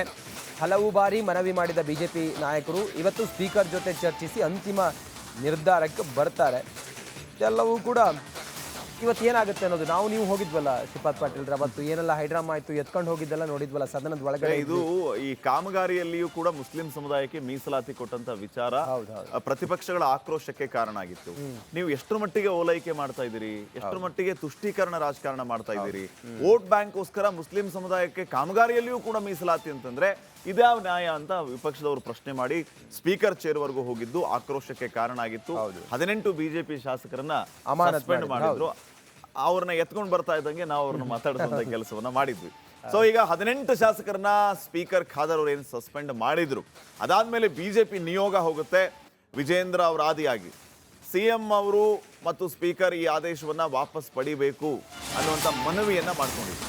ಸೊ ಈಗ ವಾಪಸ್ ಪಡಿತಾರೆ ಅನ್ನುವಂಥ ವಿಶ್ವಾಸ ಇದೆ ಅಂತ ಹೇಳಿ ರಿಪಬ್ಲಿಕ್ ಕನ್ನಡ ಜೊತೆಗೆ ಮಾತಾಡುವಾಗ ಜಯನಗರ ಶಾಸಕ CK ರಾಮಮೂರ್ತಿ ಅವರು ವಿಶ್ವಾಸವನ್ನು ವ್ಯಕ್ತಪಡಿಸಿದ್ದಾರೆ. ಸಸ್ಪೆಂಡ್ ಆದೇಶ ವಾಪಸ್ ಪಡೆಯುವಂತೆ ನಾವು ಮನವಿಯನ್ನ ಮಾಡ್ಕೊಂಡಿದ್ವಿ. R ಅಶೋಕ್ ವಿಜೇಂದ್ರ ನೇತೃತ್ವದಲ್ಲಿ ಮನವಿಯನ್ನ ಮಾಡಿದ್ವಿ. CM ಸ್ಪೀಕರ್ ನಡೆ ಉತ್ತಮ ಬೆಳವಣಿಗೆ, ಸ್ವಾಗತಿಸ್ತೇವೆ.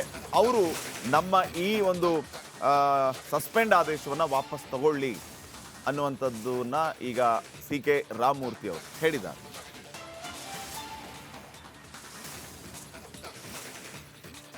ಅಮಾನತು ಶಾಸಕರ ಪೈಕಿ ಒಬ್ಬರಾದಂಥ ಜಯನಗರ ಶಾಸಕರಾದಂಥ CK ರಾಮಮೂರ್ತಿ ಅವರು ಜೊತೆಲಿದ್ದಾರೆ. ಅವ್ರನ್ನ ಮಾತಾಡ್ಸ್ತಾ ಹೋಗ್ತೀನಿ. ಸರ್, ಇವತ್ತು 18 ಶಾಸಕರು ಅಮಾನತಾಗಿದೆ. ಅನೇಕ ಬಾರಿ ಮನವಿಯನ್ನು ಮಾಡಿದ್ರಿ. ಈಗ ಅಂತಿಮವಾಗಿ ಕ್ಯಾಬಿನೆಟ್ಟಲ್ಲಿ ಚರ್ಚೆ ಮಾಡಿ ತೀರ್ಮಾನ ಮಾಡಿ ಅನ್ನುವಂಥ ಸಲಹೆಯನ್ನು ಸ್ಪೀಕರ್ ಕೊಟ್ಟಿದ್ರು. ಈಗ ಆ ಒಂದು ನಿರ್ಧಾರವನ್ನು CM ವಿವೇಚನೆಗೆ ಬಿಟ್ಟಿದ್ರು. ಹಾಗಾಗಿ ಸ್ಪೀಕರ್ ಮತ್ತು CM ಇಬ್ಬರೂ ಕೂಡ ಚರ್ಚೆಯನ್ನು ಮಾಡಿ ಭಾನುವಾರ ಇವತ್ತು ತೀರ್ಮಾನವನ್ನು ಮಾಡ್ತಾರೆ. ಸೊ ಹೀಗಾಗಿ ನಿಮ್ಗೆ ವಿಶ್ವಾಸ ಇದೆಯಾ ವಾಪಸ್ ತೆಗೆದುಕೊತಾರೆ ಅನ್ನೋಂಥದ್ದು?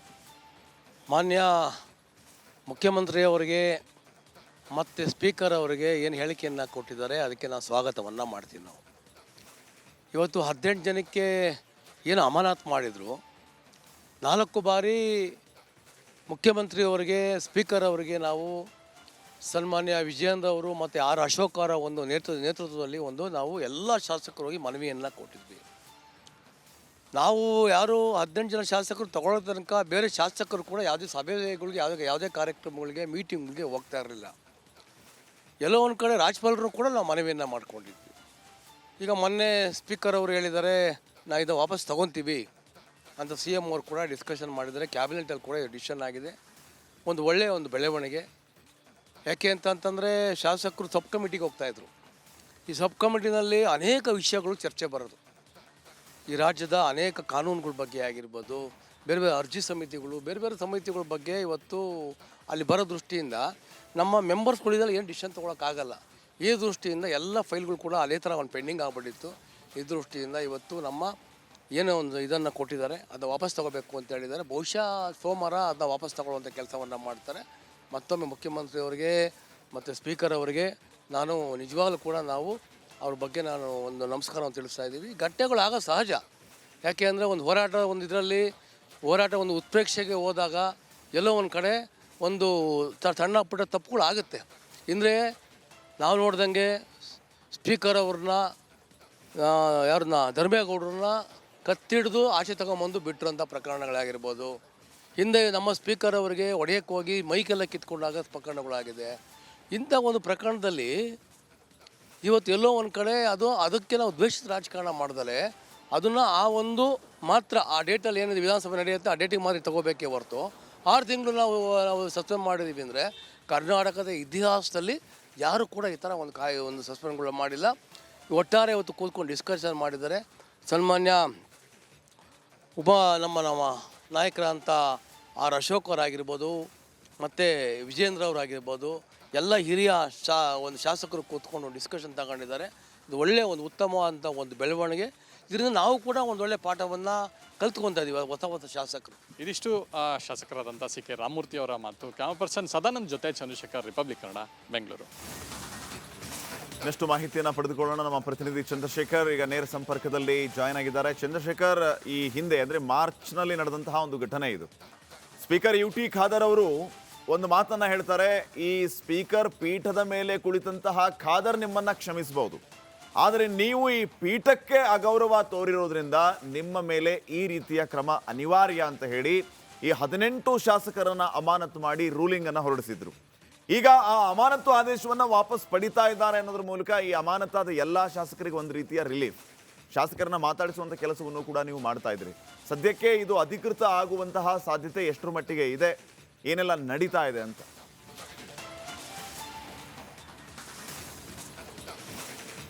ಶ್ರೀಪತ್, ಖಂಡಿತವಾಗ್ಲು ಕಳೆದ ಮಾರ್ಚ್ ತಿಂಗಳಲ್ಲಿ ನಡೆದಂಥ ಬಜೆಟ್ ಅಧಿವೇಶನದಲ್ಲಿ ಈ ಒಂದು ಘಟನೆ ನಡೆದಂಥದ್ದು. ಒಂದು ಸಚಿವ ರಾಜಣ್ಣ ಅವರ ಹನಿ ಟ್ರಾಪ್ ಮತ್ತು ಮತ್ತೊಂದು 3% ಮುಸ್ಲಿಂ ಬಿಲ್ಲನ್ನು ತರುವಂಥ ವಿಚಾರವಾಗಿ BJP ಭಾಳಷ್ಟು ದೊಡ್ಡ ಮಟ್ಟದಲ್ಲಿ ಪ್ರತಿಭಟನೆ ಮಾಡ್ತು. ಬಾವಿಗಿಳಿದು ಪ್ರತಿಭಟನೆಯ ಜೊತೆಗೆ ಸ್ಪೀಕರ್ ಚೇರ್ ಬಳಿ ಹೋಗಿ ಕೂಡ ಪೇಪರ್ಗಳನ್ನು ಎಸೆಯೋ ಮೂಲಕ, ಅಂದರೆ ಬಿಲ್ಗಳನ್ನು ಎಸೆಯೋ ಮೂಲಕ ಆಕ್ರೋಶವನ್ನು ಹೊರಹಾಕಿದ್ರು. ಸೊ ಹೀಗಾಗಿ 18 ಶಾಸಕರನ್ನು 6 ತಿಂಗಳ ಕಾಲ ಅಮಾನತು ಮಾಡಿ ಹೊರಗೂ ಕೂಡ ಕಳಿಸಿದ್ರು. ಅದಾದ ಬಳಿಕ ಅನೇಕ ಬಾರಿ ಮನವಿಯನ್ನು ಮಾಡಲಾಗಿತ್ತು. ಆ ಮನವಿ ಮಾಡಿದ್ರೂ ಕೂಡ ಸ್ಪೀಕರ್ ಯಾವುದೇ ರೀತಿಯಾದಂಥ ನಿರ್ಧಾರವನ್ನು ತೆಗೆದುಕೊಳ್ಳಿಲ್ಲ. ಆ ಬಳಿಕ ರಾಜ್ಯಪಾಲರ ಒಂದು ಮಧ್ಯಪ್ರವೇಶಕ್ಕೂ ಕೂಡ ಮನವಿಯನ್ನು ಮಾಡಲಾಯಿತು. ರಾಜ್ಯಪಾಲರ ಸೂಚನೆ ಮೇರೆಗೆ ಈ ಎಲ್ಲ ಬೆಳವಣಿಗೆಗಳಾಗಿರ್ತಕ್ಕಂಥದ್ದು. ಮೊನ್ನೆ ಗುರುವಾರ ನಡೆದಂಥ ಕ್ಯಾಬಿನೆಟ್ನಲ್ಲಿ ಕೂಡ ಸ್ಪೀಕರ್ ಒಂದು ಸೂಚನೆಯನ್ನು ಕೊಟ್ಟಿದ್ದರು. ಈ ಒಂದು 18 ಶಾಸಕರ ಅಮಾನತಿಗೆ ಸಂಬಂಧಪಟ್ಟಂತೆ ಒಂದು ನಿರ್ಧಾರವನ್ನು ತೆಗೆದುಕೊಳ್ಳಿ ಅನ್ನುವಂಥದ್ದು. ಸೊ ಕ್ಯಾಬಿನೆಟ್ನಲ್ಲಿ ಚರ್ಚೆಯಾದ ಬಳಿಕ CM ವಿವೇಚನೆಗೆ ಸಚಿವ ಸಂಪುಟ ಒಪ್ಪಿಗೆಯನ್ನು ಕೊಟ್ಟಿದ್ದಂಥದ್ದು. ಹಾಗಾಗಿ ಇವತ್ತು ಈ ಒಂದು ಸಭೆ ವಿಧಾನಸೌಧದಲ್ಲಿ ಸಂಜೆ 4 ಗಂಟೆಗೆ ಸ್ಪೀಕರ್ ಜೊತೆಯಲ್ಲಿ CM ಸಿದ್ದರಾಮಯ್ಯ ಮತ್ತು CM DK ಶಿವಕುಮಾರ್ ಹಾಗೆ ಕಾನೂನು ಸಚಿವ HK ಪಾಟೀಲ್ 4 ಜನ ಕೂಡ ಸೇರಿ ಈ ಒಂದು ಸಭೆಯಲ್ಲಿ ಪಾಲ್ಗೊಳ್ತಾ ಇರ್ತಕ್ಕಂಥದ್ದು. ಪ್ರಮುಖವಾಗಿ ಈ ಒಂದು 6 ತಿಂಗಳ ಸಸ್ಪೆಂಡನ್ನು ರಿವೋಕ್ ಮಾಡುವಂಥದ್ದು. ಈಗ ಮುಂದಿನ ತಿಂಗಳು ಕೂಡ ಮುಂಗಾರು ಅಧಿವೇಶನ ಕೂಡ ಆರಂಭವಾಗುತ್ತೆ. ಅದರ ಒಳಗಾಗಿ ಈ ಒಂದು ಸಸ್ಪೆಂಡ್ ರಿವೋಕನ್ನು ಮಾಡುವಂಥ ಎಲ್ಲ ಸಾಧ್ಯತೆಗಳಿದೆ. ಸೊ ಬಹುತೇಕ ಇವತ್ತಿನ ಸಭೆಯಲ್ಲೇ ಈ ಒಂದು 18 BJP ಶಾಸಕರ ಅಮಾನತನ್ನು ವಾಪಸ್ ತೆಗೆದುಕೊಳ್ಳುವಂಥ ಎಲ್ಲ ಲಕ್ಷಣಗಳು ಕೂಡ ಇರ್ತಕ್ಕಂಥ. ಇದು ಜನರ ಹಿತದೃಷ್ಟಿಯಲ್ಲಿಯೂ ಕೂಡ ತುಂಬಾ ಒಳ್ಳೆ ವಿಚಾರ ಅಲ್ವಾ ಚಂದ್ರಶೇಖರ್? ಈಗ ಅಮಾನತು ಮಾಡಿರುವಂತಹ ವಿಚಾರ, ಇವರು ಶಾಸಕರಾಗಿ ಅವರ ಕ್ಷೇತ್ರದಲ್ಲಿ ಯಾವುದೂ ಕೆಲಸಕ್ಕೆ ಉದ್ಘಾಟನೆ ಮಾಡುವಂತಿಲ್ಲ, ಸರ್ಕಾರಿ ಪ್ರಾಜೆಕ್ಟ್ಗಳ ಬಗ್ಗೆ ಮಾತಾಡುವಂತಿಲ್ಲ, ಎಲ್ಲವೂ ಕೂಡ ಸ್ಟಾಪ್ ಆಗುತ್ತೆ. ಅಭಿವೃದ್ಧಿ ಆಗಬೇಕು ಕ್ಷೇತ್ರ ಅಂತಂದ್ರೆ ಈ ಅಮಾನತನ್ನು ವಾಪಸ್ ತಗೋಬೇಕು. ಅವರು ಶಾಸಕರಾಗಿ ಮತ್ತೆ ತಮ್ಮ ಕೆಲಸಗಳನ್ನು ಪುನರ್ ಆರಂಭ ಮಾಡೋದಕ್ಕೆ ಇದು ತುಂಬಾ ಅನುಕೂಲಕಾರಿ ಕೂಡ ಹೌದು. ಸೊ ಈ ನಿಟ್ಟಿನಲ್ಲಿ ಯೋಚನೆ ಮಾಡಿದ್ರೆ ಒಳ್ಳೇದಲ್ವಾ?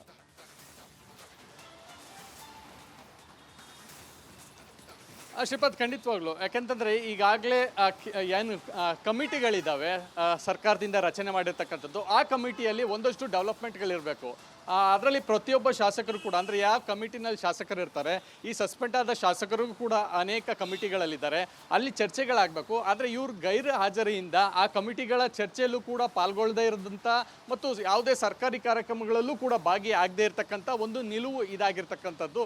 ಸೊ ಹೀಗಾಗಿ ಇವತ್ತು ಈ ಸಸ್ಪೆಂಡನ್ನು ವಾಪಸ್ ಪಡೆದಿದ್ದೆ ಆದಲ್ಲಿ ಅವರು ಎಲ್ಲ ಕಮಿಟಿ ಸಭೆಗಳಿಗೂ ಕೂಡ ಹಾಜರಾಗ್ಬೋದು, ಜೊತೆಯಲ್ಲಿ ಸರ್ಕಾರಿ ಕಾರ್ಯಕ್ರಮಗಳಲ್ಲೂ ಕೂಡ ಭಾಗಿಯಾಗ್ಬೋದು. ಜೊತೆಯಲ್ಲಿ ತಮ್ಮ ಕ್ಷೇತ್ರಗಳ, ಅದರಲ್ಲೂ ಬೆಂಗಳೂರಿನಲ್ಲಿ ಈಗಾಗಲೇ ನಾವು ಜಯನಗರದ ಶಾಸಕ CK ರಾಮಮೂರ್ತಿ ಅವ್ರನ್ನು ಕೂಡ ಮಾತಾಡಿಸಿದ್ದು, ಆ ಕ್ಷೇತ್ರದಲ್ಲಿ ಭಾಳಷ್ಟು ದೊಡ್ಡ ಮಳೆಯಾಗಿ ಅನೇಕ ಅನಾಹುತಗಳಾಗಿತ್ತು. ಅಲ್ಲಿ ಕ್ಷೇತ್ರಕ್ಕೆ ಸಂಬಂಧಪಟ್ಟಂತೆ ಸರ್ಕಾರದ ಜೊತೆಯಲ್ಲಿ ಮಾತನಾಡಲಿಕ್ಕೂ ಆಗದಂಥ ಪರಿಸ್ಥಿತಿಯಲ್ಲಿ ಶಾಸಕರುಗಳಿದ್ರು. ಸೊ ಹೀಗಾಗಿ ಇಂಥ ಒಂದು ಸಂದಿಗ್ಧ ಪರಿಸ್ಥಿತಿಯಲ್ಲಿ ಶಾಸಕರ ಅಮಾನತನ್ನು ವಾಪಸ್ ಪಡೆಯೋದ್ರಿಂದ ಈ ರೀತಿಯಾದಂಥ ಮುಂದಿನ ಸಮಸ್ಯೆಗಳು ಅಥವಾ ಸರ್ಕಾರದ ಜೊತೆಯಲ್ಲಿ ನೇರವಾಗಿ ಮಾತನಾಡಿ ಕ್ಷೇತ್ರಕ್ಕೆ ಅಭಿವೃದ್ಧಿ ಹಣವನ್ನು ಕೂಡ ಕೇಳ್ಬೋದು, ಅಥವಾ ಏನೆಲ್ಲ ಸಮಸ್ಯೆ ಆಗಿದೆ ಅಲ್ಲಿ ಪರಿಹಾರವನ್ನು ಕೊಡಿ ಅನ್ನುವಂಥ ಒಂದು ಮನವಿಯನ್ನು ಕೂಡ ಮಾಡಬಹುದು. ಸೊ ಹೀಗಾಗಿ ಇವತ್ತಿನ ಒಂದು ಸಭೆ ಏನಿದೆ ಬಹಳ ಮಹತ್ವವನ್ನು ಕೂಡ ಪಡೆದುಕೊಂಡಿರ್ತಕ್ಕಂಥದ್ದು. CM ಮತ್ತು ಸ್ಪೀಕರ್ ಯಾವ ರೀತಿಯಾದಂಥ ನಿರ್ಧಾರವನ್ನು ತೆಗೆದುಕೊಳ್ತಾರೆ ಅಂತದ್ದು ಬಹಳ ತೀವ್ರ ಕುತೂಹಲ ಇರ್ತಕ್ಕಂಥದ್ದು. ಥ್ಯಾಂಕ್ ಯು ಚಂದ್ರಶೇಖರ್ ಮಾಹಿತಿಗಾಗಿ.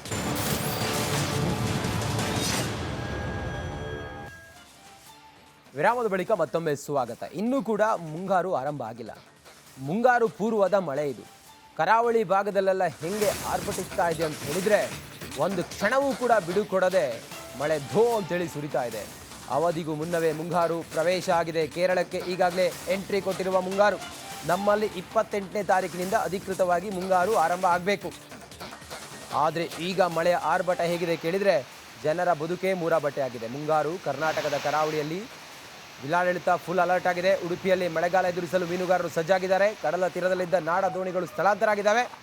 ಹೇಗಿದೆ ಸದ್ಯದ ಪರಿಸ್ಥಿತಿ ಕರಾವಳಿ ಭಾಗದಲ್ಲಿ ಅನ್ನೋದನ್ನು ಪ್ರತ್ಯಕ್ಷ ವರದಿಯಲ್ಲಿ ನಮ್ಮ ರಿಪೋರ್ಟರ್ ತೋರಿಸಿದ್ದಾರೆ. ಬನ್ನಿ ನೋಡೋಣ. ಉಡುಪಿಯಲ್ಲಿ ಧಾರಾಕಾರ ಮಳೆ ಆರಂಭ ಆಗಿರುವಂಥದ್ದು ಕಳೆದ ವರ್ಷಕ್ಕೆ ಹೋಲಿಸಿದರೆ ಒಂದು 15 ದಿನ ಬೇಗ ಮಳೆ ಆರಂಭ ಆಗಿರುವಂಥದ್ದು. ಹಾಗಾಗಿ ಒಂದು ರೀತಿಯಲ್ಲಿ ಮೀನುಗಾರರಿಗೂ ಕೂಡ ಒಂದಷ್ಟು ಸಂಕಷ್ಟವನ್ನು ತಂದೊಡ್ಡಿದೆ ಅಂತ ಹೇಳ್ಬೋದು. ಯಾಕಂದರೆ ಇನ್ನೊಂದು 15 ದಿನಗಳ ಕಾಲ ಮೀನುಗಾರಿಕೆ ಮಾಡೋದಕ್ಕೆ ಅವಕಾಶ ಇತ್ತು. ಆಳ ಸಮುದ್ರ ಮೀನುಗಾರಿಕೆಗೂ ಕರೆಯ ಅಥವಾ ತೀರದ ಮೀನುಗಾರಿಕೆ ಅಂತ ನಾವೇನು ಕರಿತೇವೆ, ಅದು ನಾಡದೋಣಿ ಮೀನುಗಾರಿಕೆ, ಅದಕ್ಕೂ ಕೂಡ ಅವಕಾಶ ಇತ್ತು. ಆದರೆ ಒಂದು ಕಡೆಯಿಂದ ಚಂಡಮಾರುತದ ಎಫೆಕ್ಟಿನಿಂದಾಗಿ ಮಳೆ ಆಗ್ತಾ ಇದೆ ಉಡುಪಿ ಜಿಲ್ಲೆಯಲ್ಲಿ. ಹಾಗಾಗಿ ಸದ್ಯಕ್ಕೆ ನಾಡದೋಣಿ ಮೀನುಗಾರರು ತಮ್ಮ ತಮ್ಮ ದೋಣಿಗಳನ್ನು ದಡಕ್ಕೆ ಸೇರಿಸಿರುವಂಥದ್ದು. ಈಗಾಗಲೇ ಸಾಕಷ್ಟು ದೋಣಿಗಳು ದಡವನ್ನು ಸೇರಿದೆ. ಸೇಫ್ ಆದ ಜಾಗದಲ್ಲಿ ದೋಣಿಗಳನ್ನು ತಂದು ಇರಿಸಿದ್ದಾರೆ. ಯಾಕಂದರೆ ಇನ್ನೂ 3-4 ದಿನಗಳ ಕಾಲ ಹೀಗೆ ಮಳೆ ಮುಂದುವರಿಯುವಂಥ ಸಾಧ್ಯತೆ ಇರುವಂಥದ್ದು.